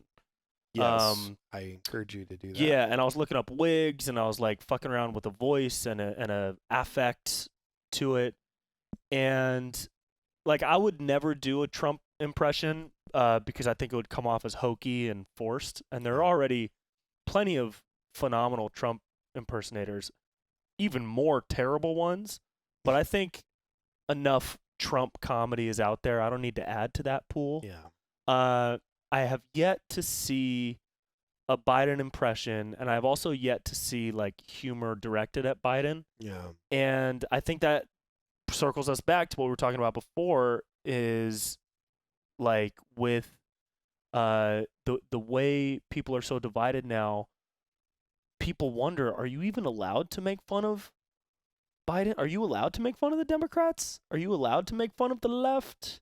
Like that was a thought in my mind. Yeah. And like to me, my answer to my own question was like, yeah, we should be. Like I feel like I have if not I feel like I have like I need to make fun of that side to like even it out a little bit comedically. You know what I mean? 100% same for me. The way I put my foot into those waters, then I got a little deeper. I did a video called The Left versus the Right in 2020. Mm-hmm. And I was making each side look hysterical and just ridiculous, idiotic. And like, that was me, like, not just testing the waters. Like, I want to do that video of its own merit, but it's like a little safer because, I'm making fun of the left. And yeah, I'm making fun of the right 50-50 in that video. Yeah. Yeah, man. And then I guess with all the conspiracy theories, I think let's see. I did a video called The COVID Conspiracy Theorist. Mm-hmm. Got censored on YouTube, still on Facebook. But that video, I think I would classify it as I'm more making fun of the left here and like invalidating their points of view, like everything, like, you know, no, it's Bill Gates out to get you, like, really, like, you know, blowing that up a little bit, because I know in my own comedy that I've been doing the past couple weeks or couple months, I was like, yeah, I'm really leaning towards nothing they're telling us is true. You know, it just, so I was like, dude, yeah, I mean, that's what I think, but I got to balance it out. I've got to represent the other side of this, which I think happens to be the left. Yeah. And it's like, yeah, like I just need to do that for my own sanity. Yeah. Back to you. You need to make fun of the left, Brent. Yeah. Well, what's funny is I did, I was never really topical. And if I was, it was making fun of like sports or like something in entertainment that happened. But I've never really been like politically topical until young COVID hit. Yeah. So from April till now, I've been testing out like these different topical pieces of content. And one that I had really pop was people who wear masks versus people who don't wear masks, right? And I tried to even it out and make it even the crazy things that people who wear masks say, like stay away, I'm going to avoid you on the sidewalk, which is wild to me personally. But also the crazy things that people without masks say, which is like you're bowing to the pressure of whatever. Like, yes, maybe some people are, but maybe some people just want to be a little extra safe because they live with the old person. You don't know. So I wanted to highlight the craziness of both, right? And what I saw from that, because that was one of my first footsteps into that world of testing topical political stuff, and so I knew I was going to get feedback from both sides in the comment section and my messages, and it was really interesting to see more people. And I did like due diligent research on this by looking at people's profiles who were commenting, just so I could get a gauge of what the feedback was. And it was really interesting to see that feedback from people who were much more on the right, like Trump banners on their personal pages, or, like hashtag Trump forever in their bio or whatever. They were taking it as a joke and laughing and being like, haha, that shit is so funny, man. Stuff like that. And people on the left who had, pictures of Obama in their headline banner and hashtag, resist in their bio, their feedback was much more like defensive. Yeah.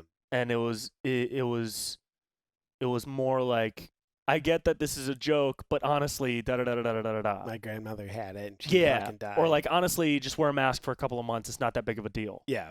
And it was so, and I don't know what that is. I'm still trying to figure out what that is. And my first thought was, oh, maybe it's because they're right. Maybe that's it. Maybe they're right. Like, that was my first thought, is maybe they're right. But then, after a while, you keep thinking about it. It's just like, it's still on my mind to this day. I still wonder, like, what is that makes, and this is just from one example of a dumb internet video and a couple hundred responses to it, right? So this is by no means a calculated, practiced fucking experiment. Scientology, double-blind study. Research. Yeah. But it is, a quick eye droplet taking a piece of culture out of the, pipette of America. It's interesting. Some of the DNA that I will hypothesize about that experiment is when it comes to masks, which to me it is 100% hilarious that it has become a political issue. Yeah. It's not a health issue anymore. It's a political issue. So on this particular issue, I think the left has way more fear. It's just become like, okay, at the left, we're afraid of the virus. It's a very deadly virus. The mask will protect you. It's your social responsibility to wear a mask to protect you from this deadly virus. Then, from a psychological perspective, anger, like defensiveness, that only comes when you're afraid. And then on this issue, the right is not very afraid. They're like, yeah, the numbers were inflated. The guesses in the beginning were like way off. The death rate's like 22 to 45 times less than what we thought. Like, that's great. That's great. And there's a lot of question whether the masks actually work from a medical perspective. Mm-hmm. Is it effective? So, I think that the left is subscribing to more fear on this, I would guess, is why there were more defensive reactions towards you, and the right was able to laugh about it because, you don't laugh when you're afraid. You laugh when you feel relatively safe. Right. Yeah, I would agree with that. It's crazy that it's become politicized. If this was 2013 or like 2017 and not, on the fourth year of a presidential term, we wouldn't be like this. And part of me says, like, thank God this is the fourth year of a presidential term. What if COVID hit, say, 2018? Mm-hmm. Trump has 2 more years to go. What if the left dug their heels in and said, guys, you know what? You know what we can use this for? Let's fucking ruin Trump with this. Yeah, social distancing, about 2 years, motherfucker. Yeah. So man, the original quarantine, at least that we were told here in Austin, 2 weeks.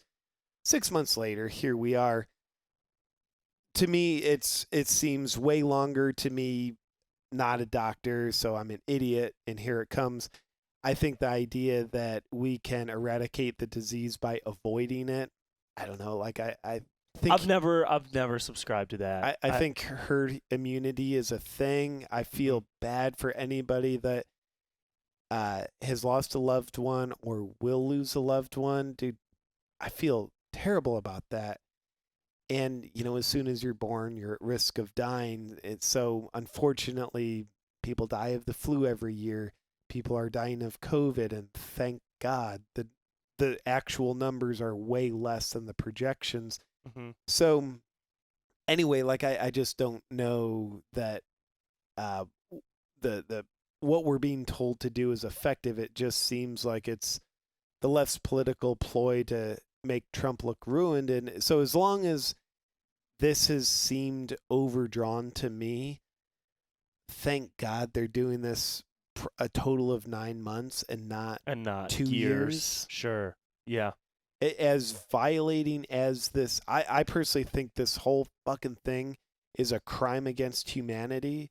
I think any politician, the DNC, if they're actually doing what I think they might be doing, if they are using this as a ploy to strengthen their political power and their chances in the election. Well, they are. Any party would, I think. I would never let a good crisis go to waste kind of thing. Yeah, I'm of the belief that if the tables were turned and it was Biden in office and he made different decisions, or if Bernie had been elected in 2016 and now Trump is running. Did he lose that election? He lost, Fuck man. me. Yeah, you got to catch up, dude. You got to go outside, dude. I don't watch TV. Just wear either. your freedom suppressor and go outside.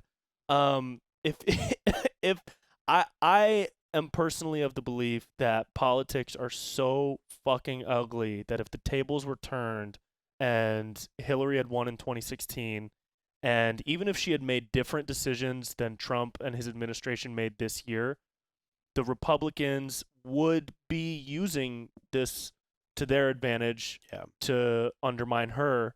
Just how maybe not to the extent that the DNC is now, if they are, or maybe worse, Who knows? Knows? Yeah, I think unfortunately our political system is designed for either party to grasp at whatever is striking the fear of people the most and use that as a tool to gain power and support. I think that's probably true. It sucks. I don't know the answer to it. Yeah, well, here's the fucking answer is don't violate the people that you're pretending to serve. Mm-hmm. So I get the idea, never let a good crisis go to waste. Like, 9/11 happens, national travesty, and of course, the government used that crisis to further some agendas that were maybe not based in absolute truth and whatever. So fast forward to this one, using this crisis to further the Democrats' agendas with Biden, where it crosses a line for me is when it takes away the quality of life of the people. So, okay, we're going to, this lockdown after 2 weeks, it could have been 2 weeks. What if we make it 10 months because of the election? Now, how many people are losing their businesses? How many people are being pushed over the line into suicide because they lost their livelihood or they're stuck, how life is altered as they know it, which those numbers are way up. Everyone's civil liberties are being seriously infringed on. So I would say this to the Republicans if they were doing it. Don't know the Democrats are doing it. Looks like they are.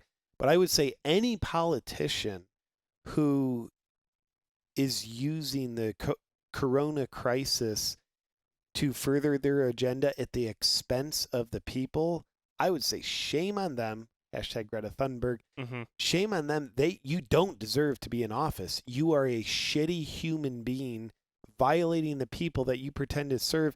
To me, it starts to approach the energy of the Catholic priests who rape little boys. Right. It's like not only are you doing something horrific, but you're doing it under the guise of you're here to help when you're doing the most harm.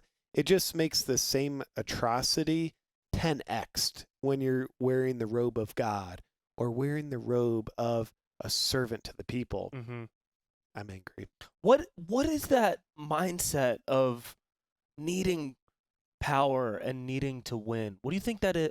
I don't understand that. Like Yeah. that need to win at all costs and to not care about what's good for the people and just to be relevant.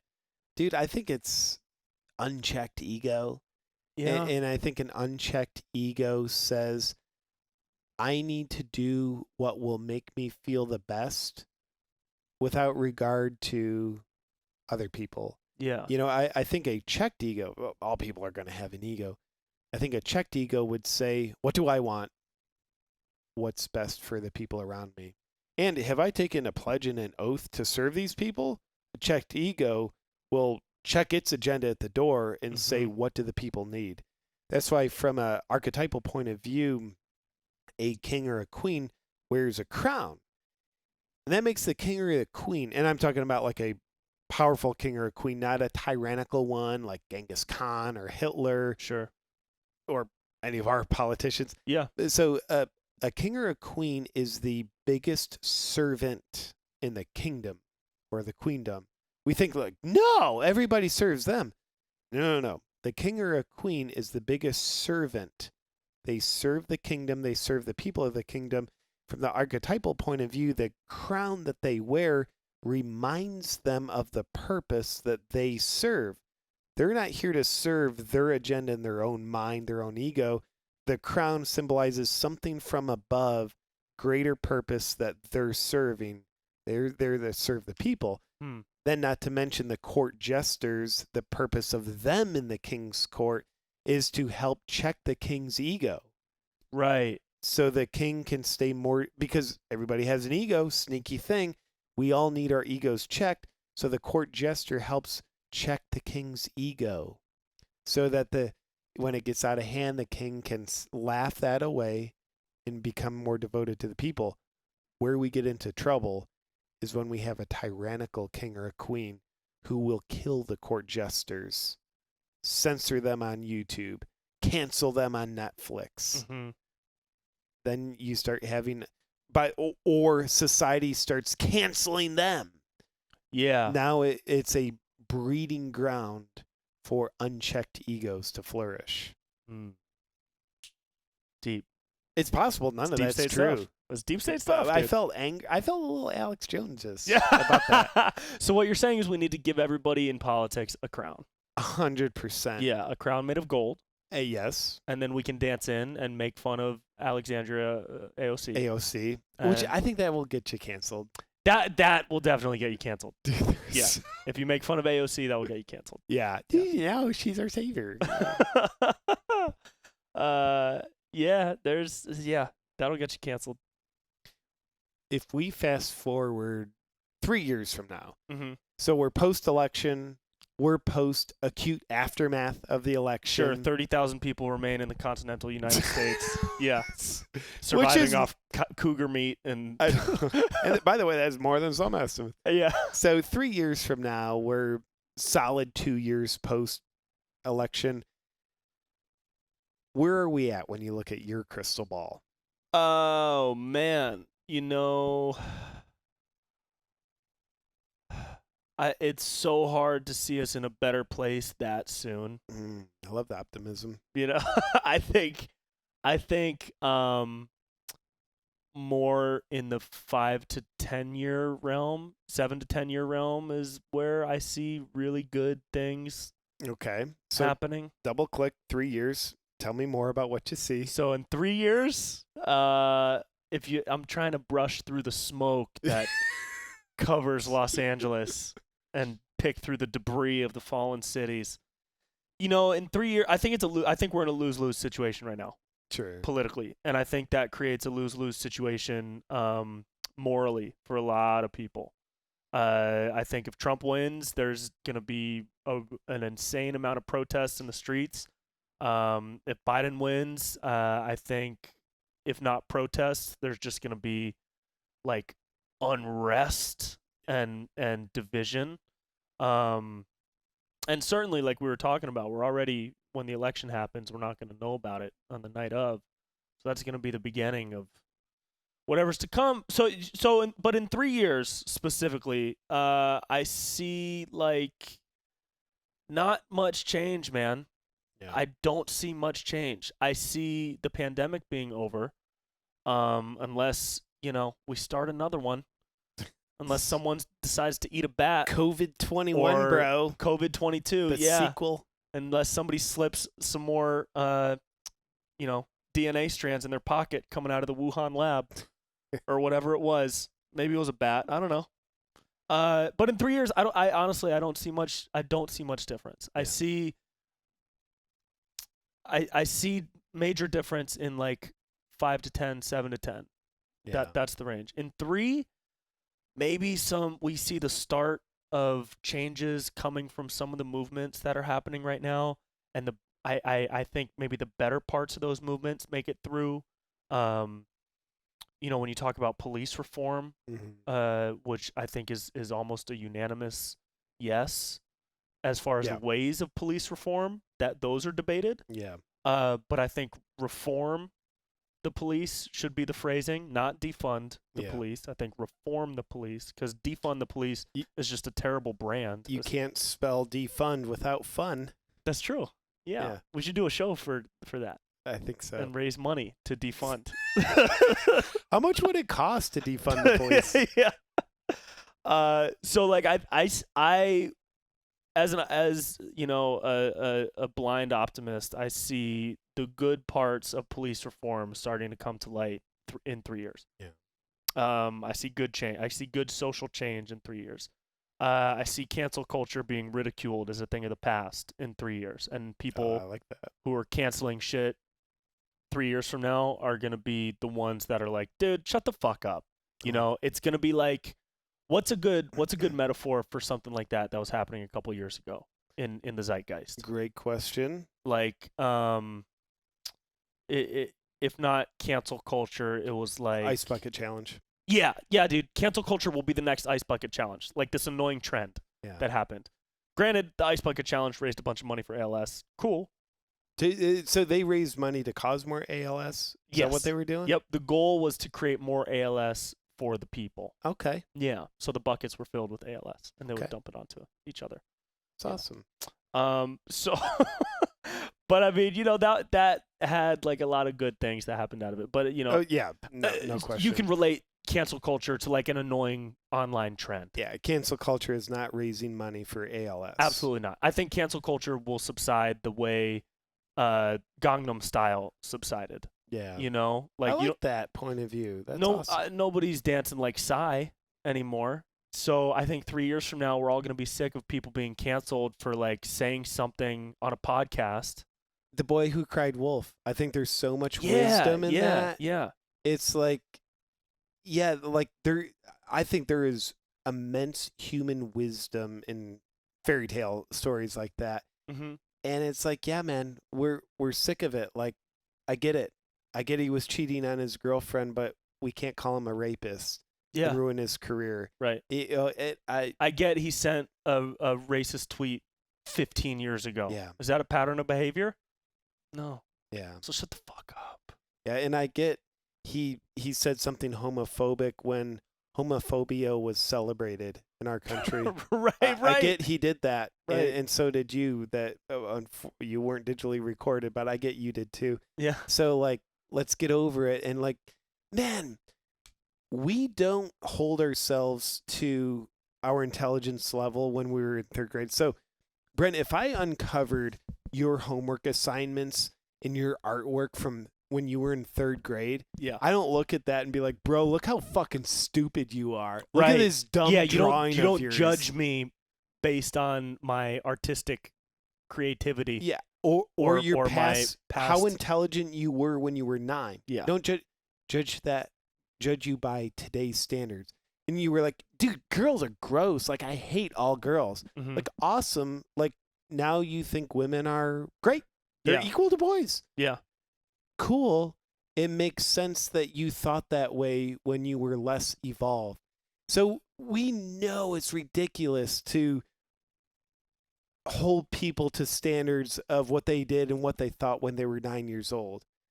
And I think, to your point, we're going to look back and think it's ridiculous when we held people to standards of what they did, what they thought, their intelligence level, their acceptance level when they were 27 years old, then 37 years old, where we realize, oh, just because people stop growing vertically doesn't mean they stop growing. Right. And we can actually learn to accept that the same way we accept, like, children grow.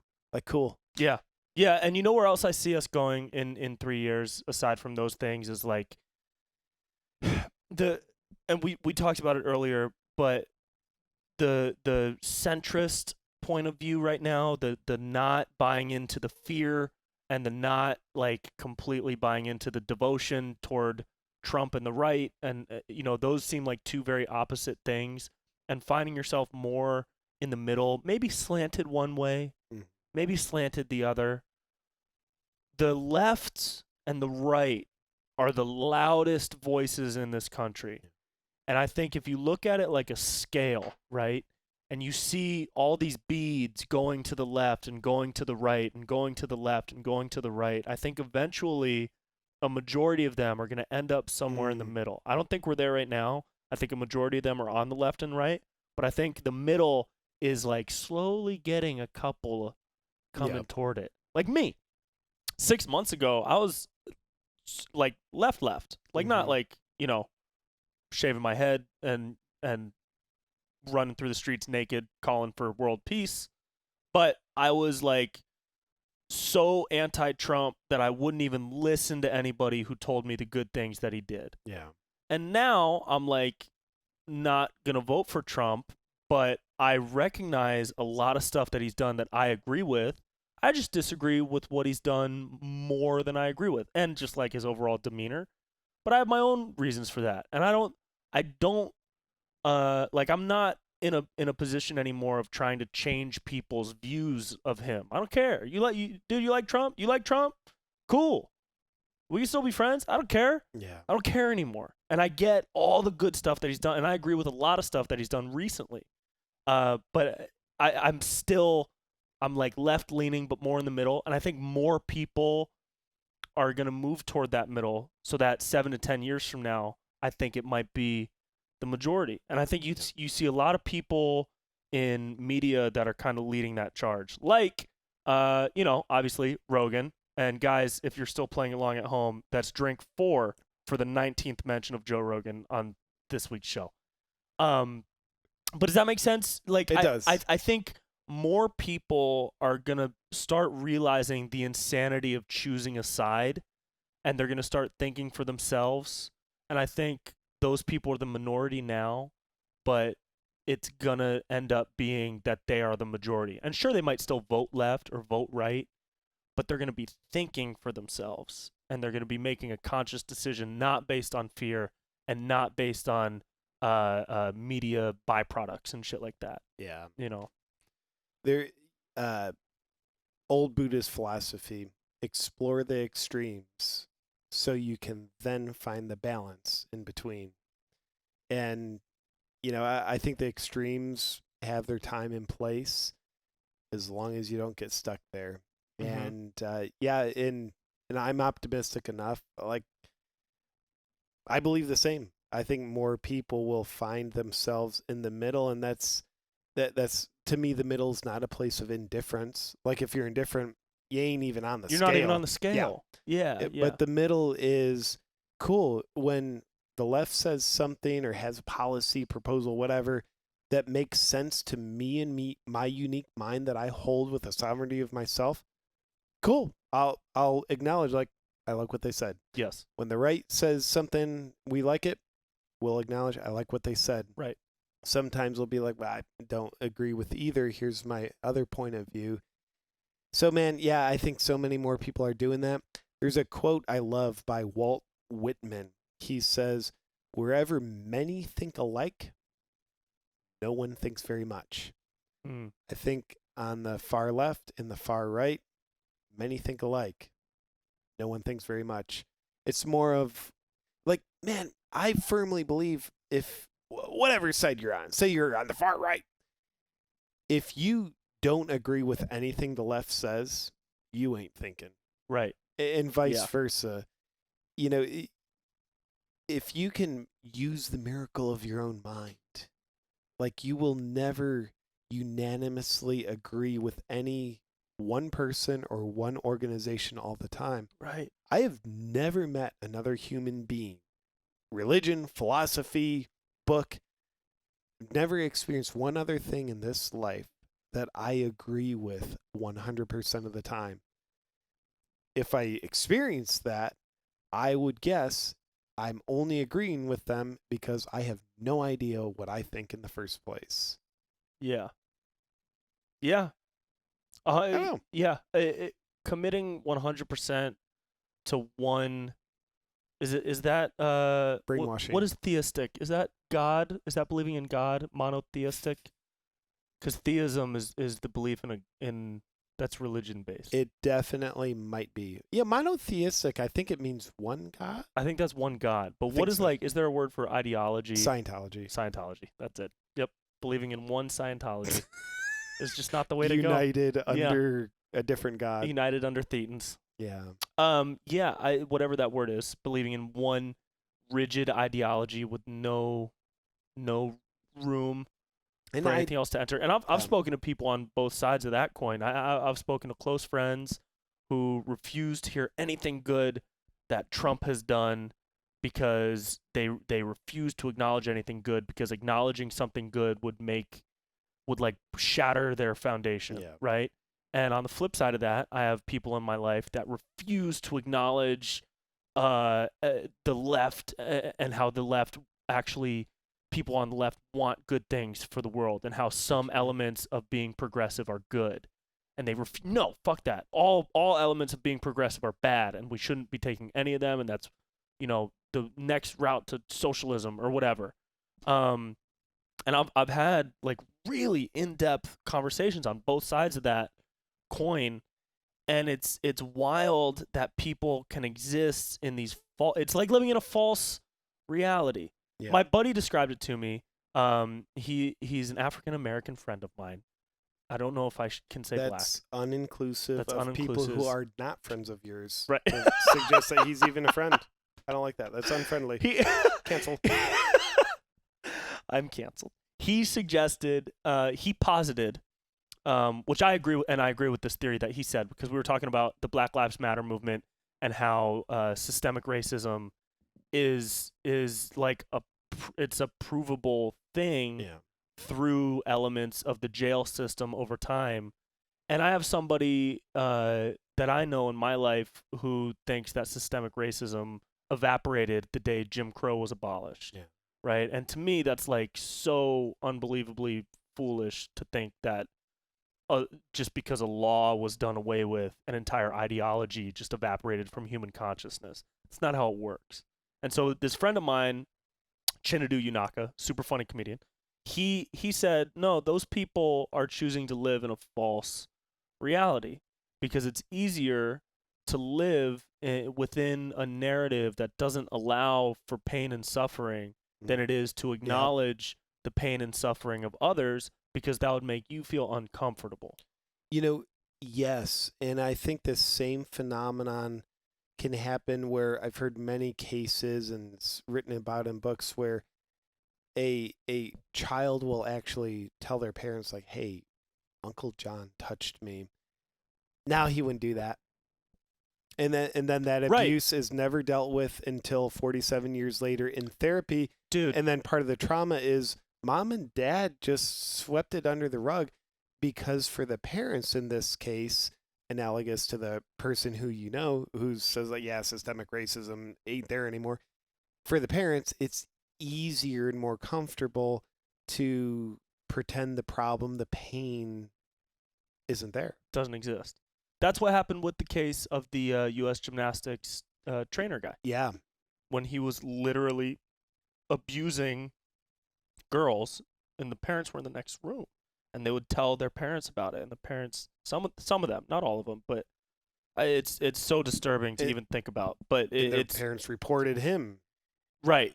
And it's happened. Yeah, and it's living within a false narrative, and I think so many people have created that false narrative surrounding their own like political ideologies that it makes anything else coming into their fucking vortex echo chamber of belief, it makes anything else like repelled. They can't even accept the idea of that thing being true because it violates their belief system. Yeah. And not to jump to such a stupid conclusion, Jump, leap. Literally, I'm doing the bridge analogy again. Mhm. So Do we're it. fucking jumping. You know, if you look at the whole population, Yeah. you know, like what percent would jump off the bridge you jumped off of? Just ballpark it. Under 50. Yeah, under 50. I would guess under 10. Yeah. Just yeah. my guess. Yeah.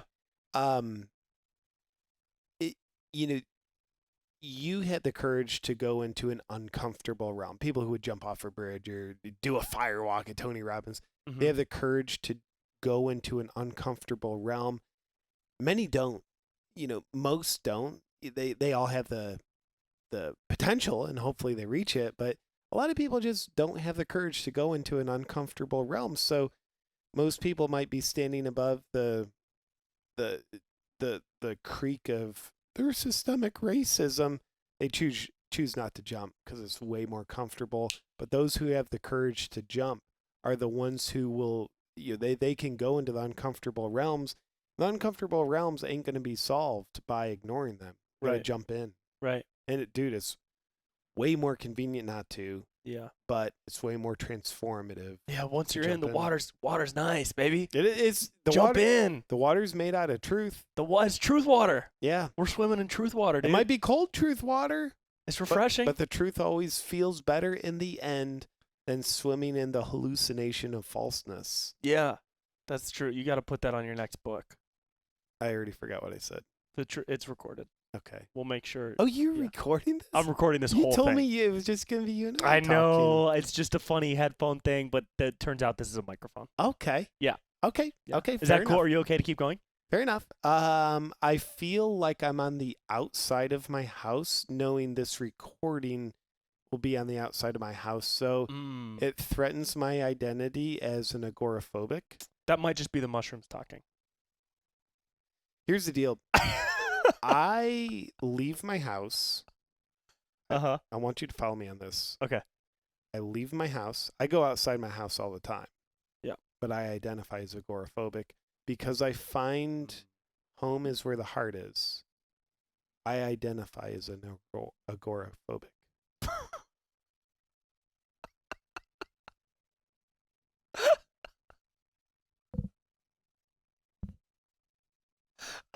I accept your identification. Thank you. Yeah. That I think was you great should to get consider. a new ID card. I will that get a says- seeing eye dog for my agoraphobia Yeah. and an ID card. Get a new Love ID card that says agoraphobic on it. Agoraphobic license. Because you can go to the office and just claim. Yeah, be agoraphobic. Documented agoraphobic Mm-hmm. Yeah. on this card. Yeah, dude. It's I think that's how a lot of conspiracies have become so prevalent now too. Like conspiracy theories, Avoiding the truth kind of thing. like yeah, like avoiding the truth, or just like the rise of conspiracy theories in the past 6 months, Mhm. right, has been like, dude, this is like the golden age of conspiracy theories. Like, Yeah. bro, if you put money in the conspiracy theory pool last year in Vegas and you had odds on, like, you know, Bill Gates becoming the chairman, the like centerpiece of conspiracy theories, you'd be swimming in money. Mm-hmm. Your lake wouldn't be made of truth water, it'd be made of money. Yeah. What do you think that is? What do you think people's? All right, I spoke with a friend about this recently, and their take was that most, if not all, conspiracies are started from a nugget of truth. Yeah, makes sense. I would say most. I'd say maybe not all. Like all Scientology members start with a nugget of truth. Right. Yeah. And you know, you stretch that out or whatever, and it's like you find people that are so susceptible, at least for the crazy ones, but then there are some that like don't seem that crazy. Yeah. You know, and if you do a little bit of research, you find, oh, okay, maybe this isn't a conspiracy after all. what do you think has led to like this golden age of conspiracies? Yeah, I don't know. I think within the conspiracy golden age, part of the infrastructure is a reality of we always get what we're looking for. Mm-hmm.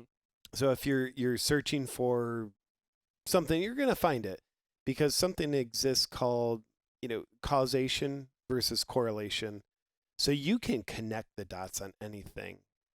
And just because they connect, they're correlated, doesn't mean there's a causative factor. Right. So that's like gematria, like what we were talking about earlier today with the number pattern. Exactly. Yeah. So anyway, with that said, the human mind is so brilliant. We can make absurdities into rational thought. We can do that. That's awesome. It's creative. It really is. But if we believe the fictional creations that our own mind is making up, then we can, of course, lose ourselves. So, yeah, with the Golden Age, I think part of it is, and I'll sound like a conspiracy theorist when I say this, I think our news outlets and our government has never been less trustworthy. So what I think the visceral feeling of trust is so low. Then when we hear things come out of their mouth, we're like, okay, what they just said is not the truth. What might the truth be? So I think the lack of trust is part of why the soils are so lush with conspiracies now. Yeah. About anything. If you were to choose one that registers with you as like, and it doesn't have to be like a crazy one or a gross one. Like it doesn't have to be QAnon. It doesn't have to be deep state, but it can be. Maybe it's aliens. Maybe it's simulation theory. If you had to choose one that's like kind of reverberated within you this feeling of like deep curiosity. Yeah. What has that been? Biden died back in April, and the DNC has just been doing a big weekend at Bernie's thing with him. And reanimating his body wherever he is. I look at how fascinated Bill Gates is with vaccines. And I get curious about that. I get some level of fear about that. I know nothing. All I know is like something seems off. Here's a guy who's not a doctor, doesn't have a college degree. He's a computer engineer. And in 1999, the U.S. government sued him in an antitrust lawsuit. He was found guilty of being so untrustworthy because his desire for power caused him to be breaking these antitrust laws, created a monopoly with Microsoft, found guilty of being untrustworthy. Then the very next year, he founds the Bill and Melinda Gates Foundation. And now all of a sudden, 1 year later, this guy who was so untrustworthy, the U.S. government had to sue him and he found guilty. Just 1 year later, he found Jesus or something. Now he founds a foundation that's out to save the world. And they're going to save the world with vaccines. Now, obviously, I'm already sounding like a nut job just articulating this the way I have. Yet, I look at those dots, I'm like, those are some fucking interesting dots that are connected, man. Sure. And then fast forward today, megavirus, and Bill Gates is a big talking health authority in the news now. He's got no health degree. He's got a lot of money. So, man, there's reverberation there. Okay, that's interesting. I have done zero looking into the Bill Gates stuff. I know nothing about the antitrust thing. My immediate thought, playing devil's advocate and the opposite in a debate, if this were one, would be, was that really against him? Was it against Microsoft? What are the specifics? I have no idea. Valid I got to know questions. that. And then I got to know, how long was the Bill and Melinda Gates Foundation being planned for? Was it spur of the moment? Had they been planning it for 10 years? Had they been like diverting money so that they could put forth their dream of vaccinating kids around the world? So those are all like obviously in opposition to what you just said. And I'm going to join the devil's advocate side on your side because I don't like to believe everything I think. Sure. And I think I'm getting a little too heavy on the Bill Gates is a bad guy thing. Mm-hmm. So I look at the level of notoriety that I have, like nothing, not Bill Gates level, it's like whatever. I'm on It's YouTube, impressive. I do comedy. Couple million. Very impressive. Mm-hmm. And I have infinite more haters than I did when nobody knew me. I look at anybody, like you look at The Rock, like everybody loves The Rock. Rock probably has more haters than anybody. He's just got way more followers, so if everybody gets Sure. So the more awesome you are, the more good you're doing, you're always going to have people that are going to tear you down because you're doing good. Yeah. They feel inferior compared to you. And the people who are doing the tearing down, every ounce of their mind believes that guy is an asshole. Yeah. Look at him. There's no way he has the people's interest at heart. Exactly. Yeah. It's his elbow, man. It's not People's the elbow. people's elbow. So am I doing that to Bill Gates? What if his heart is like, man, I just want to save children from disease. I want to save people from the coronavirus. What if I am one of these haters looking at this guy doing God's work at a monumental level, and I'm just one of the people trying to tear him down because he is doing something very inspiring? Yeah. Could be. Yeah, and not to lift you up on a pedestal or anything, but I will. Ooh. I think that's a really conscious, healthy way of being able to self-evaluate, and I think there's room to have that reverberation of wanting to question those dots that you mentioned, and there's room for that as long as you're doing it in a healthy way and you leave space for the possibility of, well, maybe he's doing the Lord's work and he's a good guy. But I'd like to ask some questions about these dots over here. Yeah. I think I should be able to have some answers to those questions, So I think that's a healthy way to look at it. Mine, and I don't know how much you've looked into this, but I have been down some rabbit holes, my brother, in regards to simulation theory, Okay. parallel dimensions, Okay. parallel universes, alternate timelines, and it's very interesting to me.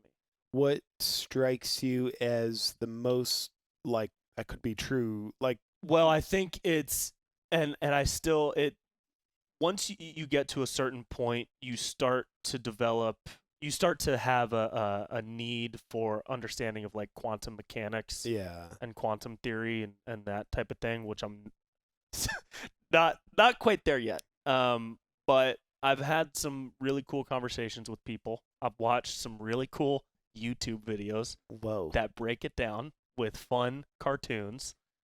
And in my idiotic like perusing of YouTube at 2 a.m. on sleepless nights over the past couple months, I think I'm an amateur quantum mechanic person.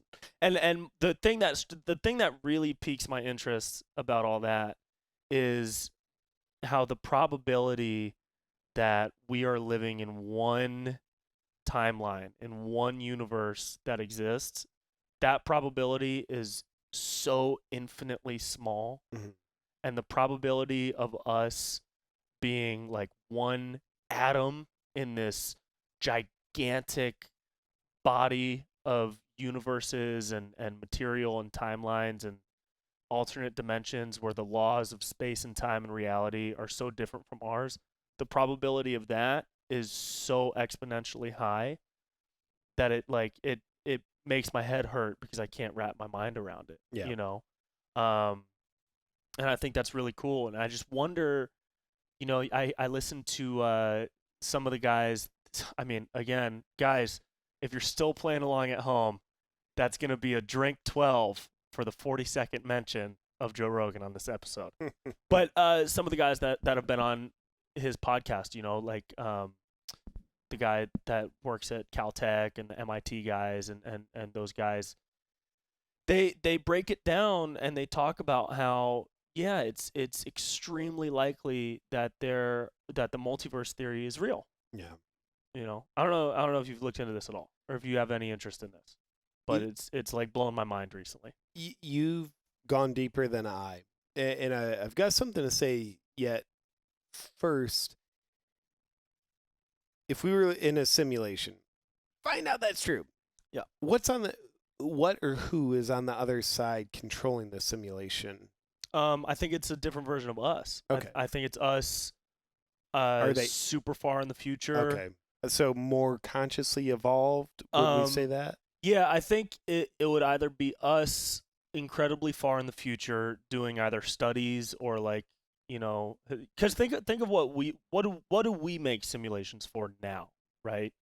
We make simulations for entertainment, the Sims or video games. Those are simulations, right?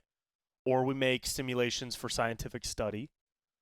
Or training, flight simulation, right. Race car, or even we might make a simulation for possibly like agriculture, like to learn or to study plants or to see if these types of things would work in this environment. And so we create these mini modules of existence, and I think it could be like a very far advanced version of us doing that, or it could be something that we can't even imagine. Yeah. Because like, what if we are like an agricultural byproduct, right? What if what they really want is like at the center of the world, or like is in the black hole of our universe, and like Earth is just a byproduct. Doesn't even fucking matter. We're an accident, right? Yeah. And what this other civilization really wants is the black hole that's in the middle of our universe. And that's where they get their energy from. So they create different universes so that they can use the energy from that black hole. And every once in a while, fucking life appears. And we're like an ant. Yeah, it's like flushing the toilet, a water droplet spurs out, and there's a little bit of life that happens. There's bacteria in the water. Bacteria, yeah. It's like... we might be the bacteria of the universe. Yeah. Yeah. And that water droplet wasn't intended to happen. And it's like, oh, something more important happened. Like, well, who cares? Yep. So, yes. And on that, what I heard you say is like, that's at the core of so much spiritual philosophy, so many different traditions. And I'm not talking about religion here. I'm pretentiously separating spirituality and religion. Sure. But so much spiritual philosophy says the same thing as simulation theory.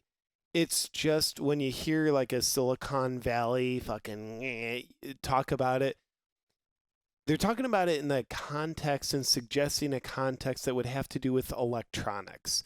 So you start thinking video games, you're plugged into something, they're fucking like watching you. Controlling. Yeah. So at a literal level, it looks different. But when you look beyond the literal context, it's the same. So from a spiritual philosophy, they would suggest everything here is just an illusion.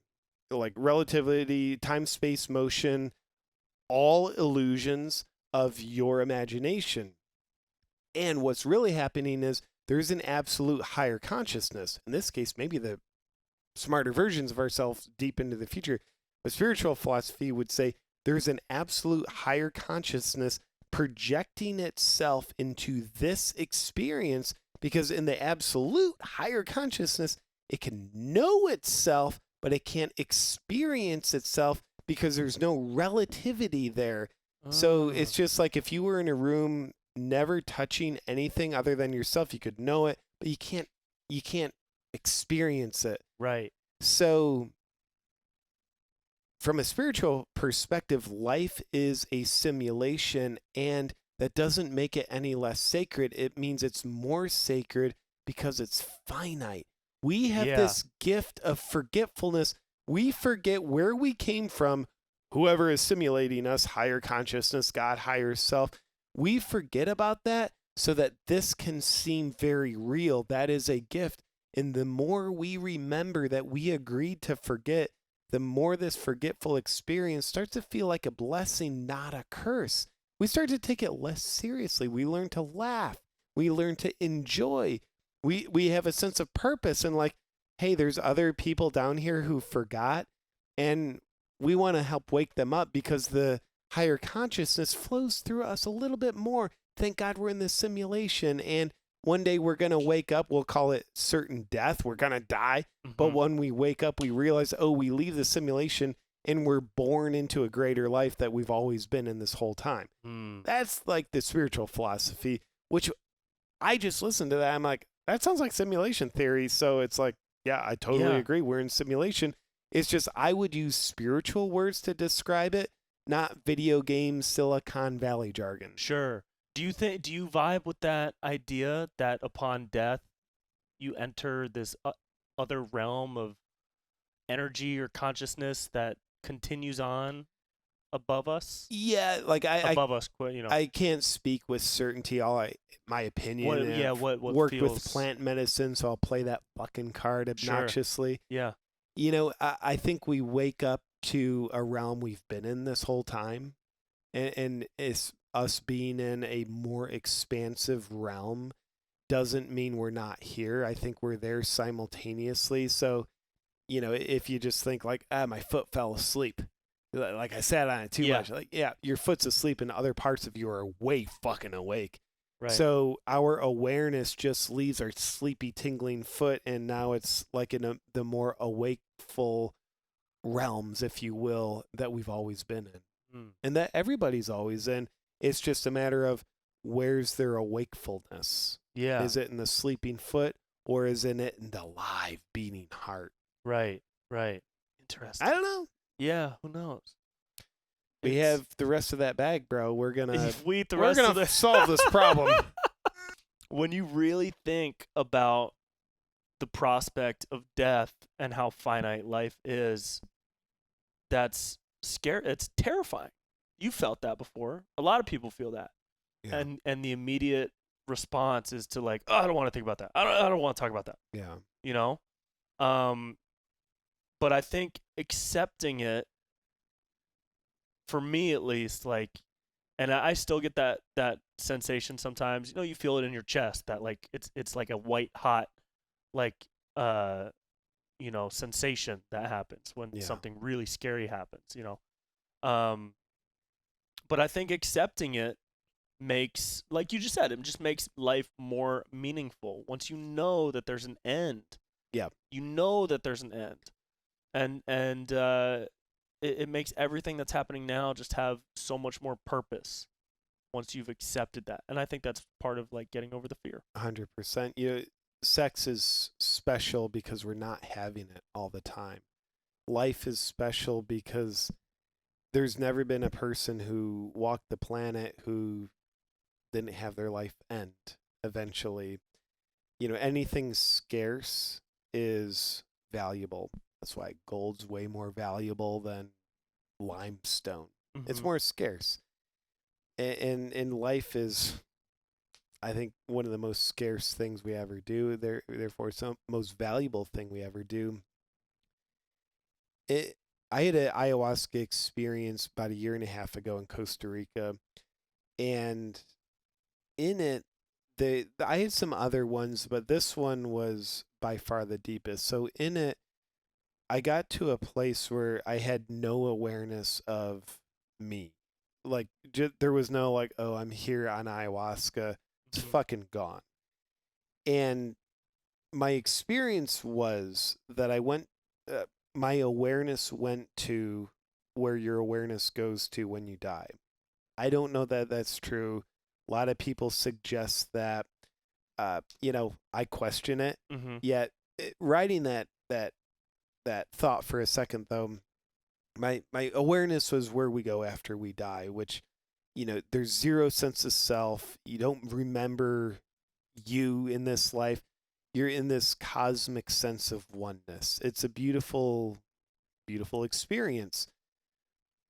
And then eventually my consciousness would just trickle back and like, oh, I remember JP-ness. JP-ness. Can't say JP-ness without penis. Thank you. So I remember this JP-ness. Then I would be pulled away out into the oneness.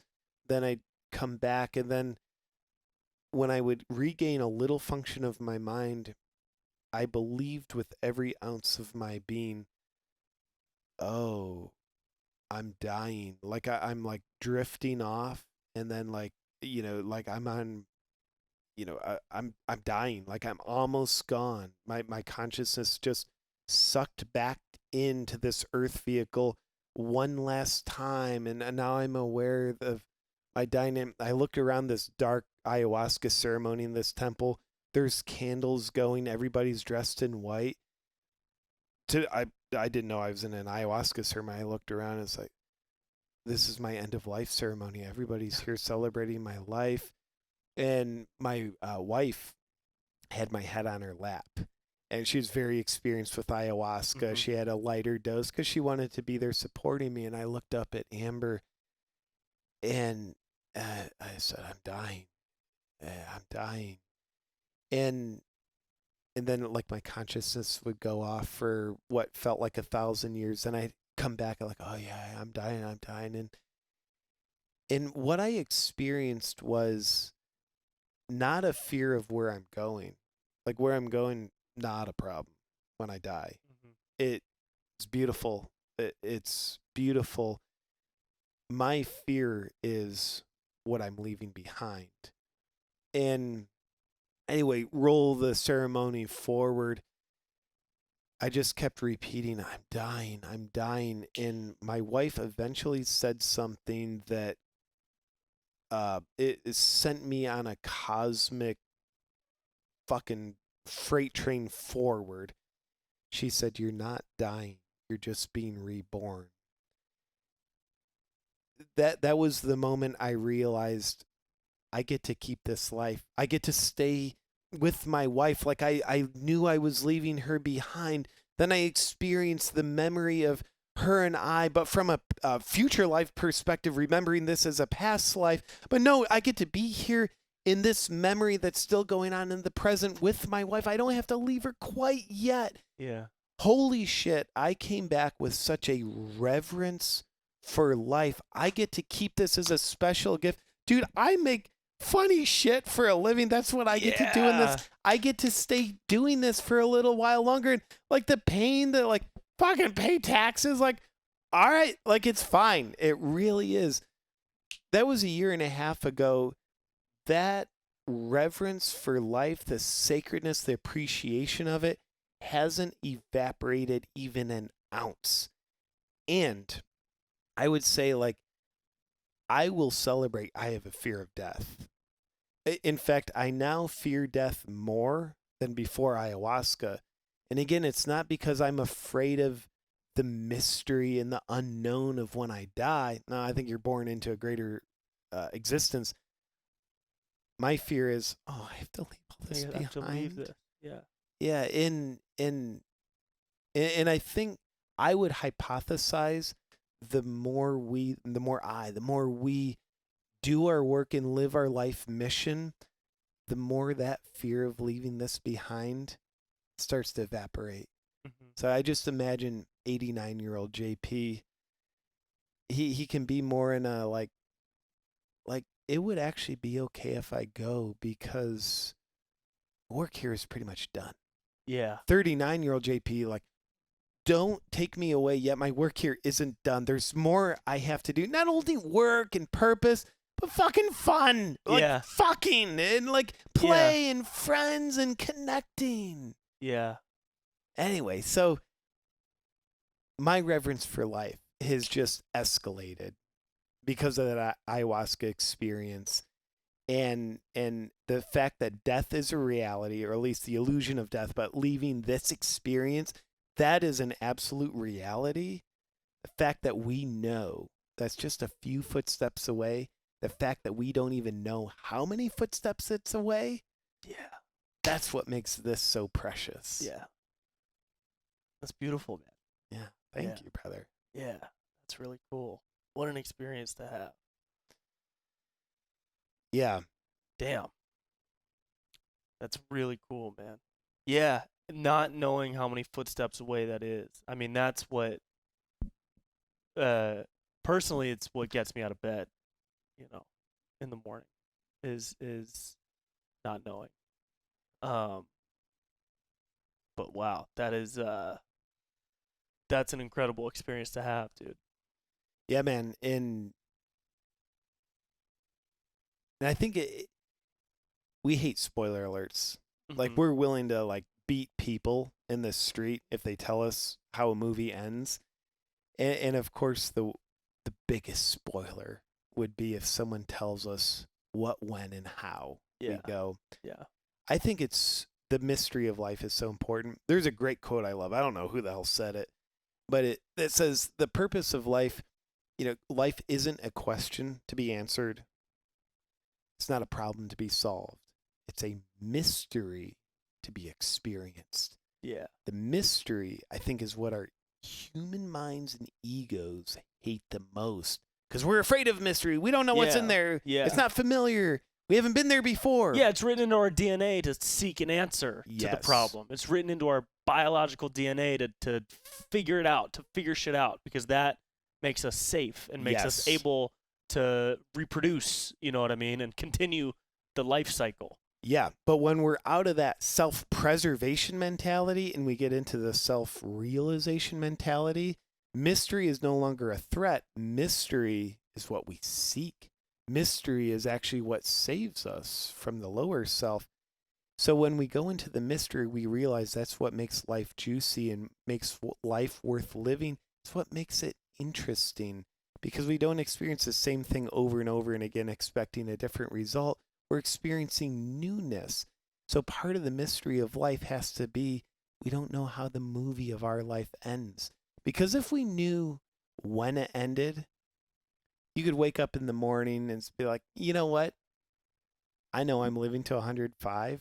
Yeah. So the way I see you fucking hustle might be like, dude, I know I have 80 more years easy. So, like, I'm going to sleep in today. Yeah. But you don't do that. And I think your relationship with the mystery is one of the reasons why you wake up with so much hustle. Yeah. And I think same thing for me.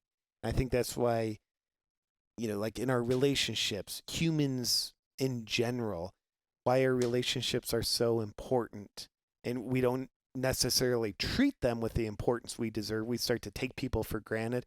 But everybody in our life is on loan to us. And we don't know for how long. We might be taken from them. They might be taken from us. Yeah.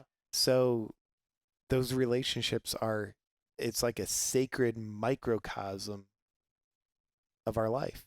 Yeah. Yeah, man. I had a solo experience on mushrooms. And obviously for some people, they can have these experiences through meditation, through fasting, through other ways without plant medicine, and that's totally fine. And Celery juice. Celery juice, sure. Which is plant medicine, but yeah. Oh, right. I went off by myself about a month ago, and I had turned my phone off for 2 days, which I haven't done in like probably ever. And I just completely disconnected, and I was out in the country in like this private beach area, and I ate a bunch of mushrooms, and I was just having this beautiful like experience and just letting my mind wander. And it certainly didn't go as deep as your experience did with Thank ayahuasca. you for realizing I won. Yes. But it took me to a place where I just kept thinking like, okay, well, death is the only thing given in life is death. You are given death at some point. So does anything really matter? And now that's been a question I've like grappled with for a really long time. Is if we're all going to die, then what does anything matter? No one's going to remember us 500 years from now, 50 years from now. There could be an asteroid that wipes everything out as the day we die in 100 years. It doesn't matter. Nothing fucking matters, right? That's been something that like my nihilist mind has been grappling with for years. But the answer I kept suggesting like to myself, it was like a third person was talking to me in my own mind, was like, well, if nothing matters and that nothing matters, then every single moment matters even more, right? Because if you know that the end is coming, you don't know when it's going to come though, then every single second you're alive matters so much more. Because sure, you can say nothing matters and just give up entirely. then you're giving nothing and you're experiencing nothing, and you have no pleasure and you're giving no pleasure, and your life truly is meaningless if you really want it to be meaningless.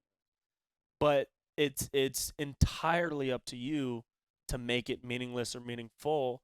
And so the thing I just like, my own mantra sometimes is nothing matters, so everything matters. Yeah. And that's really the essence of what drives me to make extremely stupid videos on the internet. Yeah. Yeah. And that matters.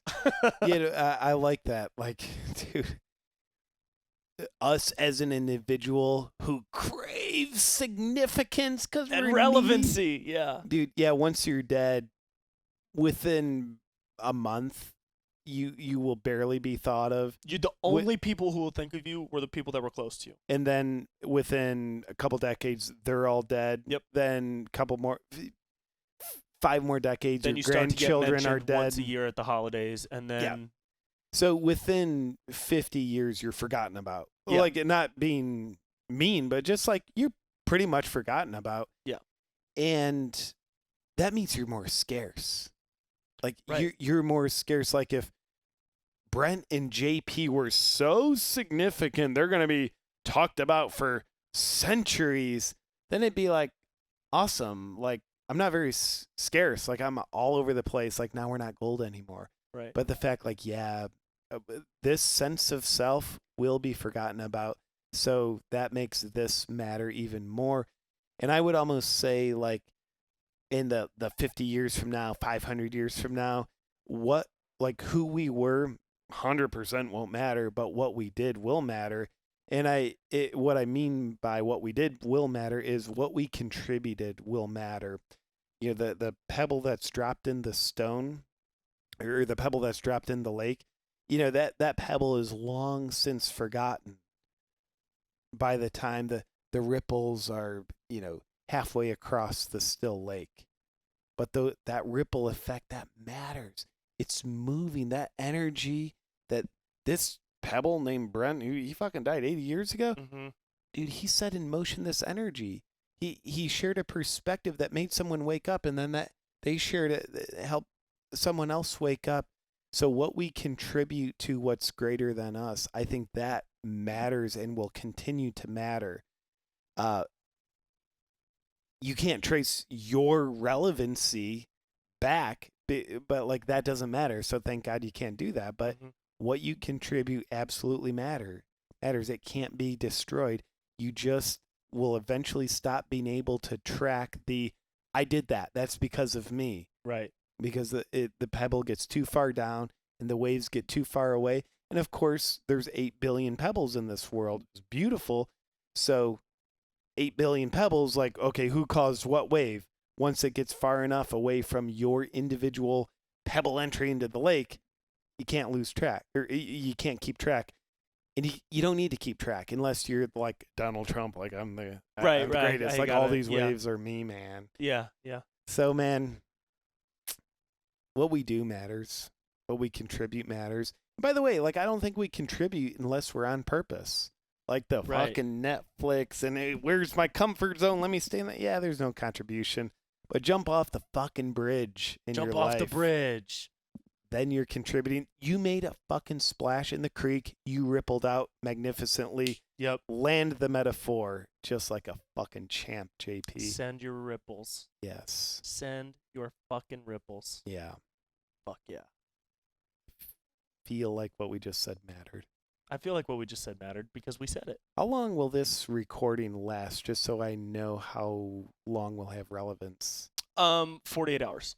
Okay. And then the podcast news cycle will continue. Then we don't matter. All right. But for those 48 hours, we're on top. we're on top. How are we doing here? 2.5. I feel really good if you feel good. That feels like a really good place to send those ripples, dude. We brought it full circle with the bridge. Yes. Last thing, Brent. Yeah. Fluoride. Fluoride. We we never came back to the fluoride. We gotta close that loop. Holy shit. So fluoride allegedly used to be a waste product. That's right. But then they found a market that they could sell this waste product instead of having to pay to dispose it. Now, my sources tell me, not going to name names because I've forgotten them by this point, Uh-huh. but apparently the fluoride in our toothpaste, that's sodium fluoride, much different than the calcium fluoride. Calcium fluoride is something like our bodies need to some degree of, but sodium fluoride, apparently that is a poison. And according to Dr. David Gidoff, he's a naturopathic doctor in San Diego, from what he says, sodium fluoride, same fluoride in our toothpaste, that's what they use for rat poison. That's why when you look at a tube of toothpaste, like Colgate, like the conventional toothpaste that have fluoride, there's poison control labels on it. They say, like, if a child under the age of 3 eats this tube of toothpaste, call the poison control center because it could actually kill the child. So what's fluoride, bro? So what becomes the benefit of putting the fluoride in the toothpaste? So from the, can we go conspiracy for a second? Yeah, we'll go conspiracy. So from the Conspiratorial. corporate, Corporate. Go ahead. but conspiratorial is my new political party. Yeah. I'm a conspiratorial candidate. So from the corporate perspective, they get paid for sodium fluoride instead of them having to pay for this toxic waste to be disposed of in a safe way. So in other words, money is the benefit from the corporate perspective. Now, from a dental perspective, from what I hear, it's taking one step forward for dental health, 2 steps backwards. So in the natural health community, I'll hear them talk about how fluoride actually weakens and damages your teeth. It does some level of surface cleaning, but like you can clean your, car with a wet rag. And you can wash your body with anthrax. Maybe it kills germs on you, and then it kills you. Sure. So obviously fluoride, it's not like kill you instantly poison unless like you eat enough of it or you're young enough and you have a large enough quantity. But yeah, man, so the actual, what's the benefit of a human using it? I mean, it's questionable. Is there an actual dental benefit? It's very questionable. There's just there's 1 step forward, but 2 steps backwards of dental detriment. Then you get into like, now it's poisoning my body and calcifying my pineal gland. Yeah. So and then even separate from the dental aspect is the tap water aspect. Yes. And the documents that have been leaked. And then, I mean, okay, so there's so many fucking levels when you go full conspiracy, dude. And it's like just being conscious of the levels is the first step to not being a total nut job, I think. So the levels that I've seen, classifying myself as not a nut job, which many people probably don't agree with, which is fine, is like the documents that have been leaked showing that major water reservoirs that lead into city tap water facilities have had fluoride pumped into them, right? That's like a known fact. Right. Is that these documents exist. That's not debatable. And then like the level on top of that is, okay, but do we believe that those are official documents? Do we believe that those aren't photoshopped documents? Look at you. And then why would people want those documents to be photoshopped? Why would they? Right? Why would they? But then where's the misinformation? If we go lateral left there, why would they want those documents? Why would they want those documents? Right? So it's very interesting, to say the least, especially with all the stuff that the government has been declassifying. Not decalcifying, but declassifying. Correct. Okay. They have yet to decalcify anything. Okay. But the day that the government decalcifies something will be, I think, a step in the right direction. Yeah. Yeah. Do you think they'll decalcify more UFO documents? I hope so. Yeah. I hope we get a whole decalcification of UFO stuff. Yeah. What are the bro science remedies to decalcify things? Do we know about that? Yeah, 4 loco room temperature. Okay. Will usually take care of any calcification issues. It would just dissolve it. Dissolves anything pretty much. It's kind of like acid. What the New Age community, which I am fucking heavily entrenched in. I love it. Same. Yeah. What we always talk about, decalcify your pineal gland. Yeah. Awesome. Like, I've never, like, maybe that's a thing. Well, let's just say it is. If you decalcify yourself too much, guess what? You have got no bones. osteoporosis. Yeah. Dude, Yeah. so decalcify. So how do you decalcify to the point? How do you, like, can you aim something it'd be like, you have to isolate it. I just want to decalcify my right patella. How do we do that? Yeah. Smaller Yeah. than that. It'd be Much like, smaller. I want to decalcify my left pinky toe. Yeah. You know? So I think purple colored vegetables are good for the left pinky toe decalcification. Mm-hmm. They really focus on that one specific area. Meditation with your eyes looking at your left pinky toe. Probably breath work too. That seems very specific for decalcification. Let me ask you this, dude. What's a kind of a woo-woo, new agey, maybe holistic healing practice that you think actually has some merit? Whether it's Reiki or I don't know, maybe I'm pronouncing that wrong, or energy healing, chakra realignment, things that most people would scoff at. What do you think has the most merit? Well, so plant medicines are probably a different realm. We'll keep that a different realm. Okay, so more the intangibles. Dude, I would say, well, this isn't like necessarily the most merit, but I'll share this with you. I've worked with a pet psychic before. Really? You know my dog Zephyr. Yeah. He's turning 16 next month. But back in 2011, like anybody gives a shit, Zephyr had a back surgery. So, like, he's a dachshund, wiener dog. They have long spines, very susceptible to disc herniation. So he had to have an emergency back surgery or else he was going to be, like, paralyzed for the rest of his life. And I feel bad for killing that gnat. Did you kill it? Did you get it? I don't think I even got it. I feel bad that I missed trying to kill that gnat. So anyway, back surgery for Zephyr. Yeah. Now, he's had different back pain reoccurrences, and I'm of the heart, like, Jesus, like, if Zephyr ever had his back horrible enough that he had to have another surgery, I'll have to take his earth leash off. Sure. I love him enough that I'll do that for him. Yeah. And it was maybe 9 months after his back surgery back in 2011, and he had a back pain reoccurrence. I'm like, holy fuck. Like, this is my dog. He, the person I love most in the world. Like, I'm single at the time. Zephyr's the only one.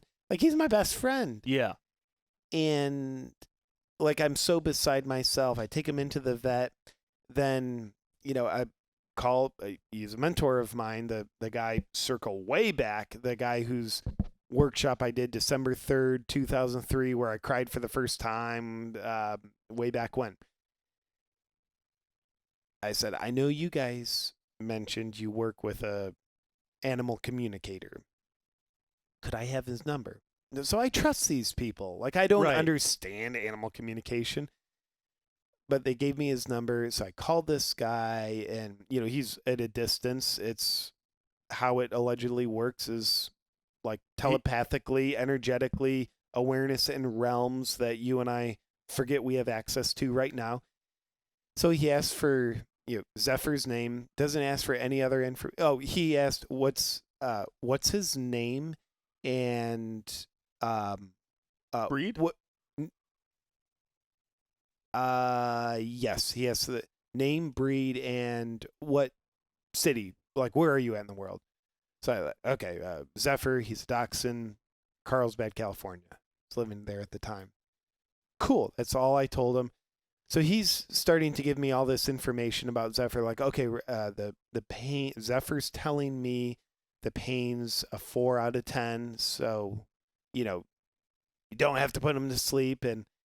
And then he's also, it was very interesting, side note, how he's talking about, like, okay, dogs don't speak English, so I'm translating something to you. JP, I'm going to be telling you this in English. This is through the phone. Yeah, through the phone. So he could have been making all this up. But then then I said, is there, oh, yeah, so he said, do you have any other questions? After he gave me, like, his animal communicating, how do I feel from Zephyr's perspective. So how does Zephyr feel? He says, do you have any other questions for me? I said, yeah, I do. Is there anything else Zephyr wants to tell me? And he said, yeah, Zephyr wants to tell you your grandfather visits you. And, I instantly start thinking of my grandfather who's dead. Like, but, okay. Like, no biggie. Like, most people have dead grandfathers. Sure. You could say that. And then he said, Zephyr likes the place you just moved to. I just moved into a new apartment. He said, yeah, Zephyr likes that more than your last place. How long had you been in the apartment? Maybe a month. Okay. I mean, a month or two, but I think it was a month or under. It didn't tell the guy, hey, I just moved into a new place in Carlsbad. Yeah. But when he said that, I'm like, holy fuck. Okay. And Zephyr had more outside grass in this apartment complex. There were more dogs around. Way better neighborhood.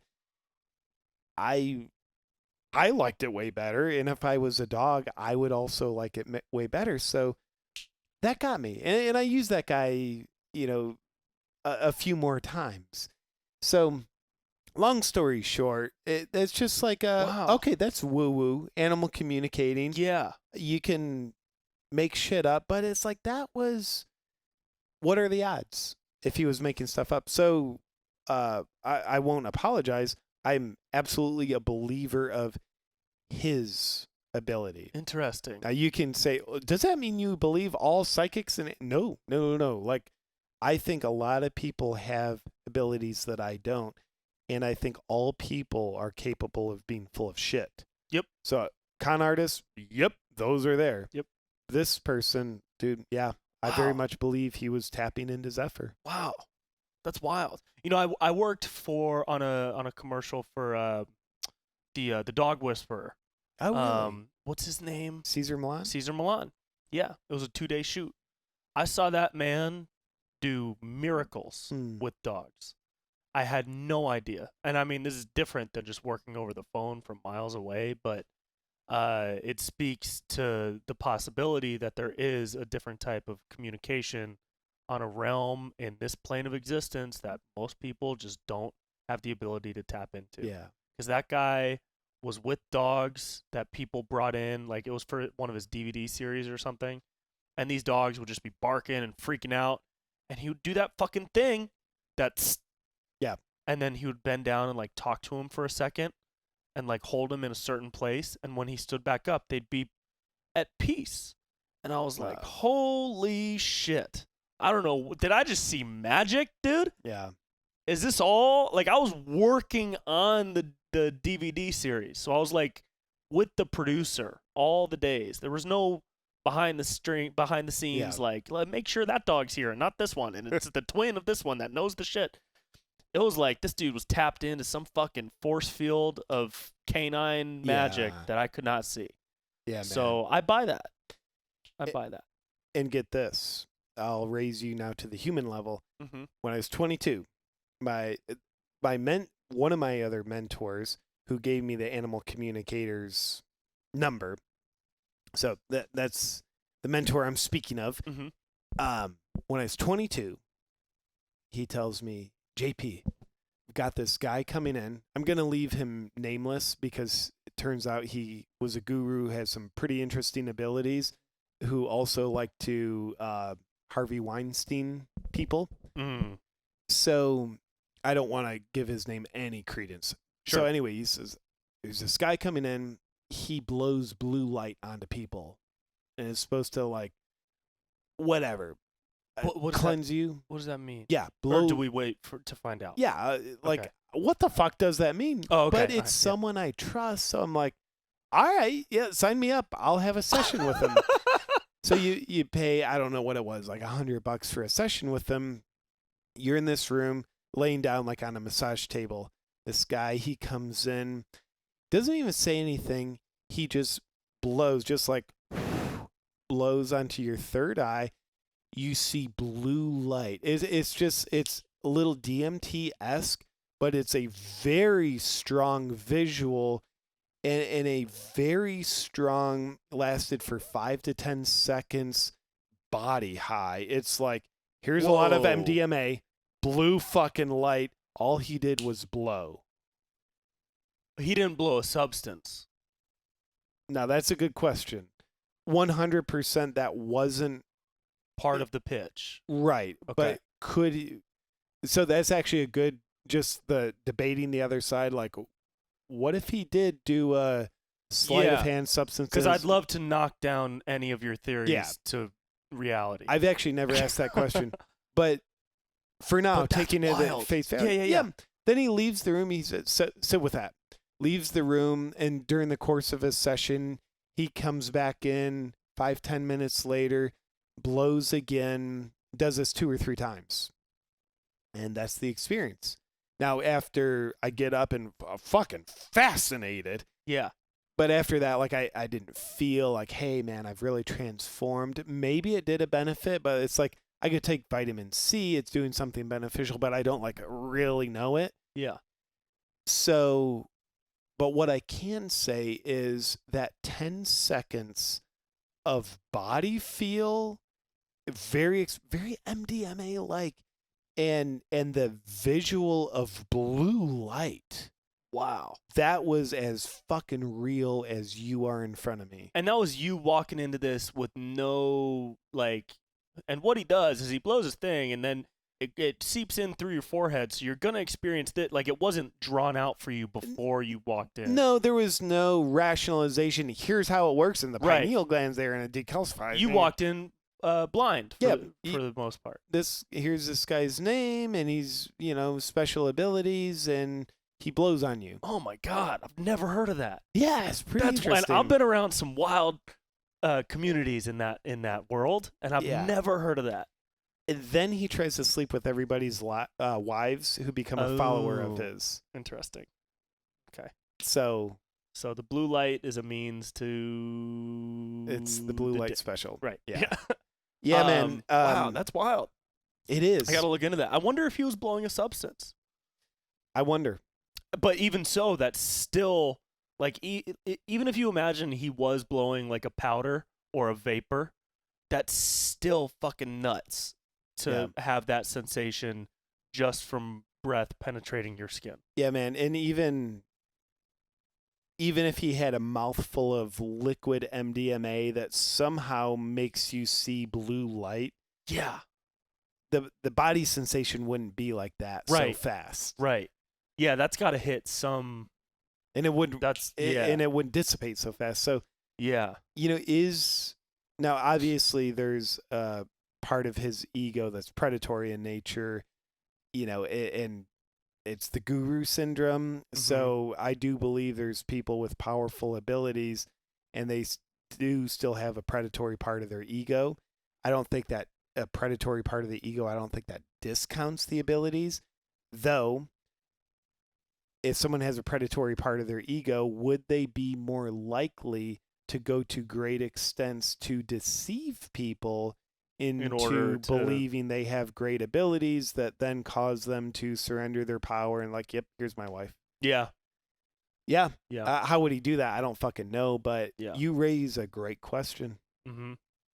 But he would do it through the same way that Scientology gets people inch by inch. Yeah. Is just like slowly but surely working people into their ways. One Tom Cruise movie at a time. Yeah. One blue light breath at a time. Yeah.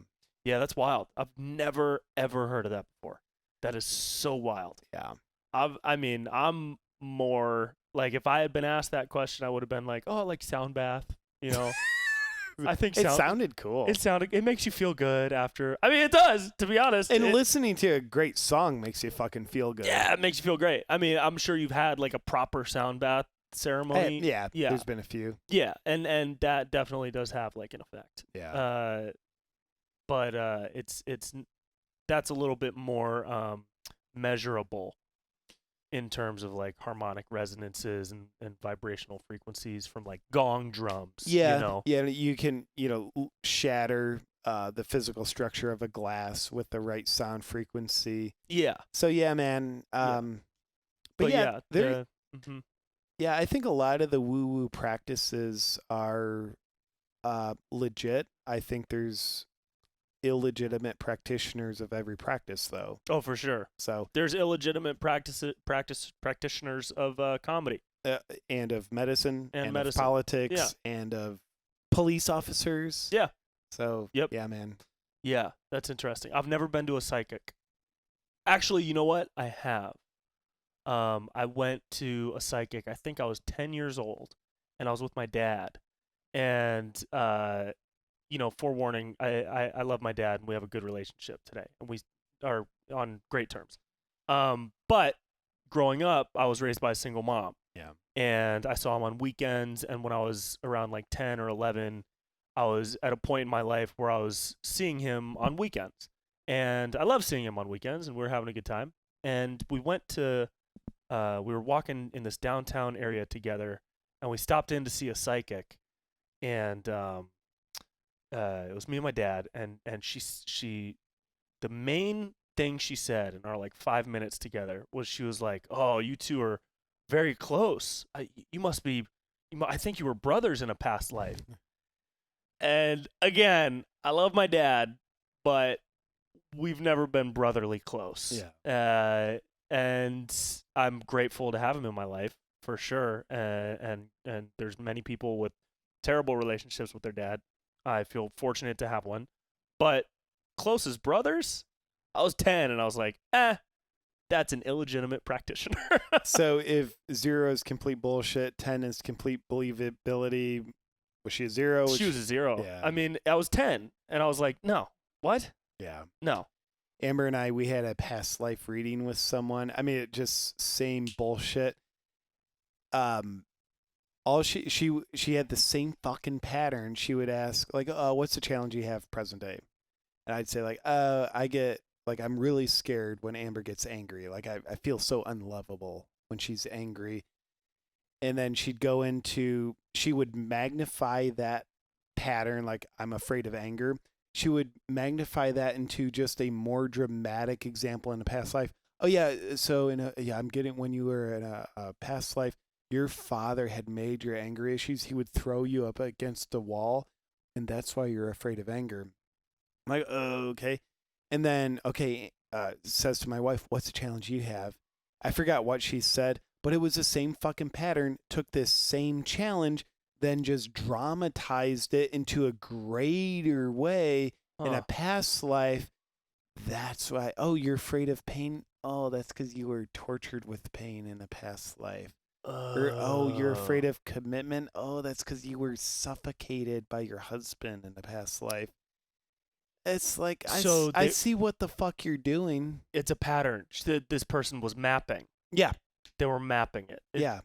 That's like one of the first sketch comedy things I learned is how to map something. Like Yeah. I have this thing that I'm editing right now. It's Ozark, the TV show Ozark. I don't know if you watched it, but I shot a parody of Ozark, and it's called Brozark. And I'm taking all the elements of Ozark and I'm mapping it to what bros would do. And it's like the easiest fucking drop it in. Yeah. It's like playing Tetris, pretty much. And it's beautiful, and it's so cool when it's a comedy sketch. But when you're playing with someone's fucking life, right, like, you're a con artist, and, right. And it's a cheap con. Like, at least blow fucking blue light on me made out of like MDMA powder, and then try to fuck my wife. Yeah, at least put in some effort. But step 1 of her pattern. What's a problem you have that will connect with you emotionally? Mm-hmm. Step 2. We're going to transfer that from present life to past life. Mm-hmm. Step 3, I'm going to make it more dramatic. Yeah, let me pull from this goodie bag of options that I have 3 to see, steps. Yeah. Yeah, the past life readings are that's an interesting realm. I've never spoken to somebody who does that. I've heard from friends that they've had some really significant experiences with those types of people. So maybe they've gotten ones that aren't con artists. I don't know. Yeah, I don't know. I've aside from animal communicators, I've talked with people who give me very valuable readings about myself, where it's like they say things that are specific. It's like, fuck, that resonates as real, true, something I've been needing to address, but never in the past life realm. I think it's very possible, but I haven't had direct experience. I know a lot of people that get really excited when they do a past life reading with someone and looking for patterns, there's oftentimes a pattern of they get very emotionally gratified by being told they were something grandiose in a past life. Oh, like, you were a powerful princess in a past life, and you were assassinated because you were such a threat to the corrupt powers. Whoa. And now you're a barista? Yeah. What happened? Yeah. So I don't, the pattern, I like a lot of my wife's friends, they were all medicine women in a past life, like really fucking powerful and queens for sure. And like that is a way to emotionally manipulate people, tell them gratifying things that make them want to hear more. But like if I told you, like, bro, you shoveled pig shit in a past life and you weren't even good at that, you probably wouldn't want another reading. Like that wouldn't excite you. Right. It's playing to your customer. Yeah. And trying to make them a repeat customer so they can keep coming back. When most of us probably shoveled pig shit in a past life. Yep. Yeah, that's interesting. Yeah. And for the record, I do believe in past lives. I think they're technically parallel lives. Parallel lives. Yeah, I was we get thinking. into time's an illusion, so Sure. past, present, future, like maybe it all happening infinitely now, but we can't comprehend it all now because it overwhelms our human consciousness. Yeah. So we get to extrapolate it into the illusion of time so that we can actually have an experience and not be overwhelmed by the all-knowing of it. Do you think there are ever crossovers in between the parallel lives that are going on? Do you think what like would a crossover be? the theory of deja vu or I mean, I think the Mandela effect is a little bit overrated and silly, but I don't know. Do you know what that is? The Mandela effect. It seems like horse shit to me. Yeah, the Berenstein Bears. Yeah, that stuff is just like a couple people had a spelling error. All right, that's it. Okay, Mandela. I don't know. So I think the Mandela effect is garbage, but the other theories of, I mean, deja vu is a little bit tricky. I haven't heard it explained very well. I've heard it explained in the sense that it's just your mind's it's the neural pathways of your brain eliciting, like, misfiring sometimes.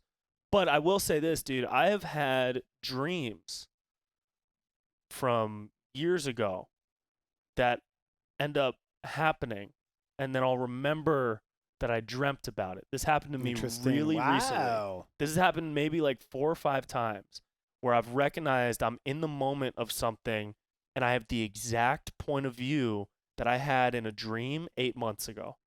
Wow. Completely irrelevant to the dream. It wasn't like last night. It wasn't a couple nights later. I am like, like I'm in Chicago eating a piece of pizza at 2 a.m. on the street corner, and I look up at the lamppost, and I'm like, holy fuck, that's the fucking lamppost that I dreamed about a year ago. Yeah. That just happened to me recently, and it's happened to me like 4 or 5 times. I can't explain that. Was there a leak in the time-space continuum? That's Perhaps. Fascinating. Yeah. So with that deja vu, like I've heard a few things about deja vu that I pay zero attention to, but here's some mushroom consciousness talking to you right now. With our past parallel lives, but happening all right now, but I'll just call them past lives. Let's call them fucking parallel lives. Let's upgrade that. Yeah. So if the only thing that's separating us from them is lack of awareness, but you are there in the parallel lives as much as you are here, and there's just a meeting of awareness, like you're that's missing the beads on the scale. One's on the right, one's on this part of this life, the other bead is on the left end, which is another life, and they sometimes like kiss for a millisecond. Yeah. And then another thought would be like the like, where is your awareness at in any given moment? Is it in the sleepy foot, or is it going up through the alive parts of your body? Mm-hmm. What I was hypothesizing, when we die, like, we don't go anywhere new. We just become aware of where we've always been. What if, like, that deja vu, it's a 0.5 second experience of your awareness just like expanding, like, oh yeah. So Right. the other life that's happening right now, you have a 0.5 second experience of, oh, that life. It's is almost happening. like you're sharing a breath with that Yeah. life at the same moment. Yeah, like, real quick. And maybe the sensation you have is a sensation of, I was just remembered by myself. Right. Or Who's- maybe you're in like the same exact pose. You Yeah. know what I mean? You know, I'll take you one step further. And I've given this a lot of thought over the past couple years. Is, you know, I do a lot of characters. You do a lot of characters. And where do these creative ideas come from? You know, they're Mhm. sometimes you just have a thought. They just drop in, right? Or you have an inkling of a character, or you just start doing a voice. What if all those characters that I've done are actual people that exist as me in these parallel timelines? Yeah. You know, the spiritual bro character, the douchey guy character, the fitness guy. What if all those guys exist in these wacky, crazy fucking worlds, and they're dropping into my timeline Yeah. and as ideas for me to portray, because we're just crisscrossing consciousness? Indeed. Some would Wow. say ideas are real life forms that you give birth to, or if you don't receive the idea, you don't have the courage to express it, then you have a miscarriage, and it doesn't have life expressed to it. Just like, okay, this baby wants to be born through you, but if you don't have sex, or if you miscarry, it doesn't get born through. So some would say the same way, like, babies are alive, and like wherever babies come from, souls drop in. Mm-hmm. Maybe ideas are just as alive. They just don't. Ideas don't vibrate at the physical plane until they drop into you, and then you express them. And then when you're doing the bro character, Yeah. that idea is now living on the physical plane, using you as the hermit crab shell Right. to embody until, To like, personify. cool, video's over. Yeah. That life ended. Yeah. That the idea of that life. That's sometimes what I see these videos as, are like windows into a reality that does exist. Yeah. That exists. Like, if you could dive into the screen and go into that world, it exists 100%. Yeah. And that's I try. That's what I try to make, are little windows, you know, because it's fun to step outside of this reality.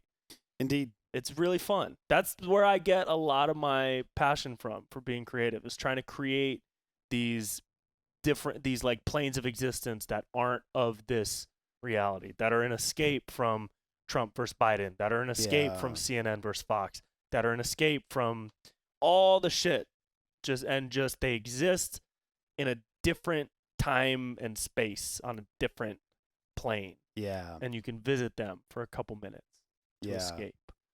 And I think that's entertainment in its greatest form, is an escape.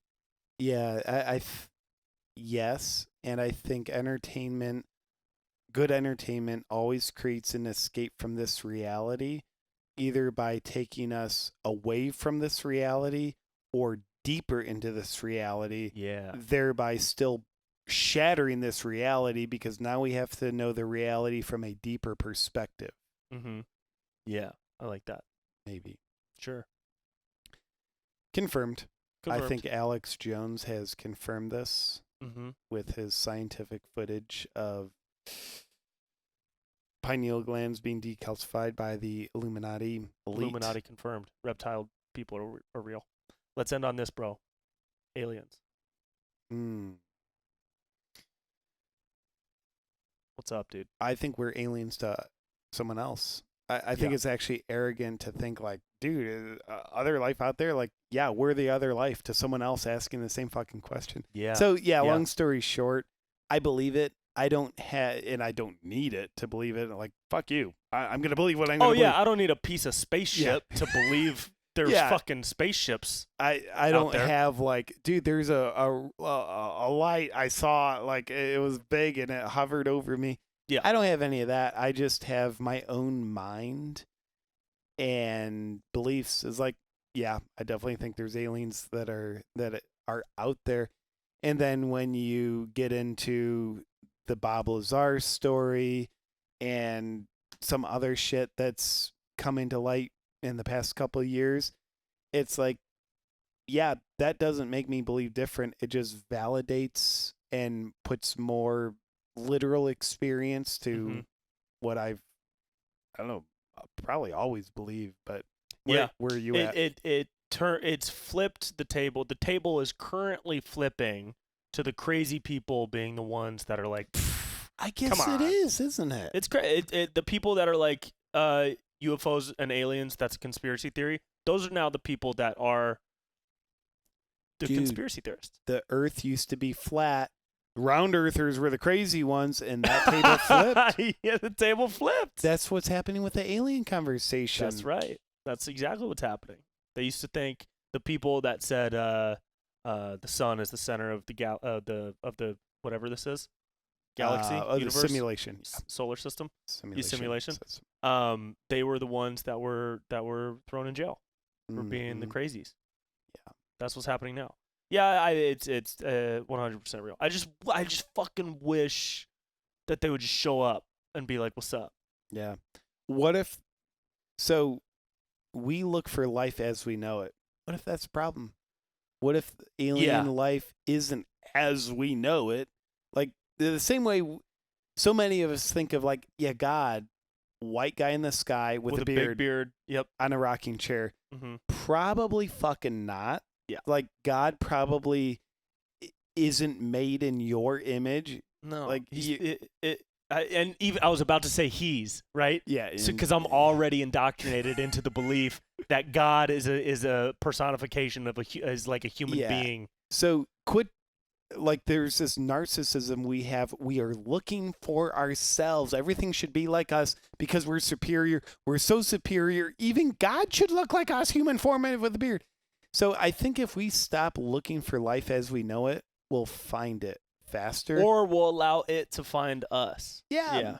Yeah. You know, is it life that vibrates at an energy that isn't registered at the physical level? Like maybe. Yeah. It might not be in the physical form. And that doesn't necessarily mean, oh, it's astral fucking spiritual. Yeah. Though it may be. Maybe.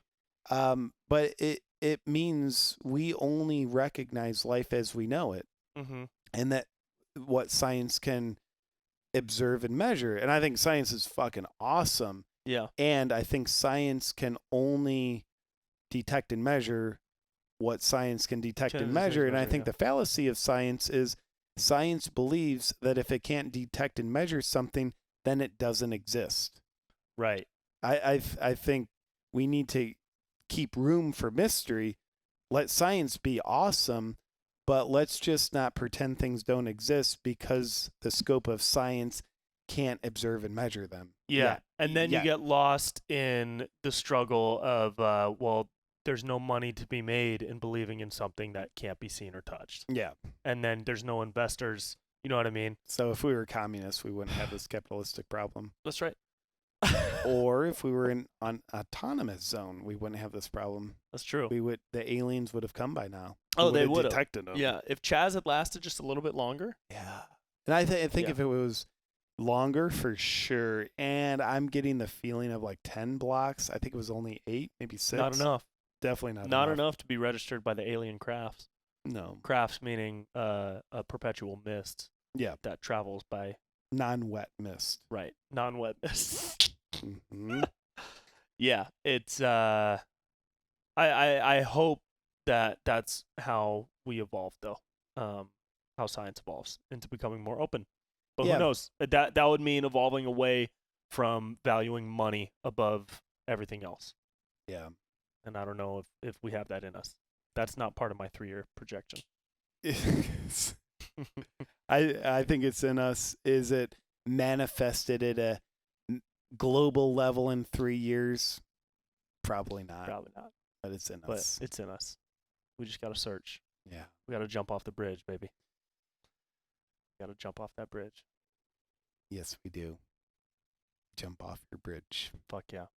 Brother, I love you so much, dude. I love you too, man. Thanks for riding with me through this journey, dude. Yeah. I'm so glad to be projecting astrally into these false bodies on this plane of existence with you. And I also appreciate the fact that it absolutely does not matter. Yeah. Nothing matters. So everything matters. It 100% does.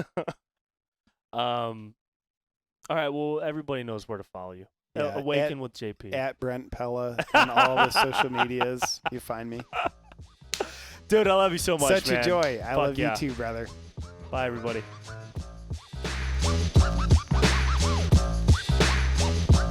Woo! What a ride. What a time to be alive. Thank you guys so much for rocking with me this week. Follow JP at Awaken with JP on Instagram and Awaken with JP on YouTube, JP Sears Facebook, all that kind of stuff. Watch all this stuff. Support the man. Love the man. Come see me if you're feeling comfortable to come see a show, and if I'm in your town. All right. Other than that, man, I love you so much. Have a good week. Bye-bye.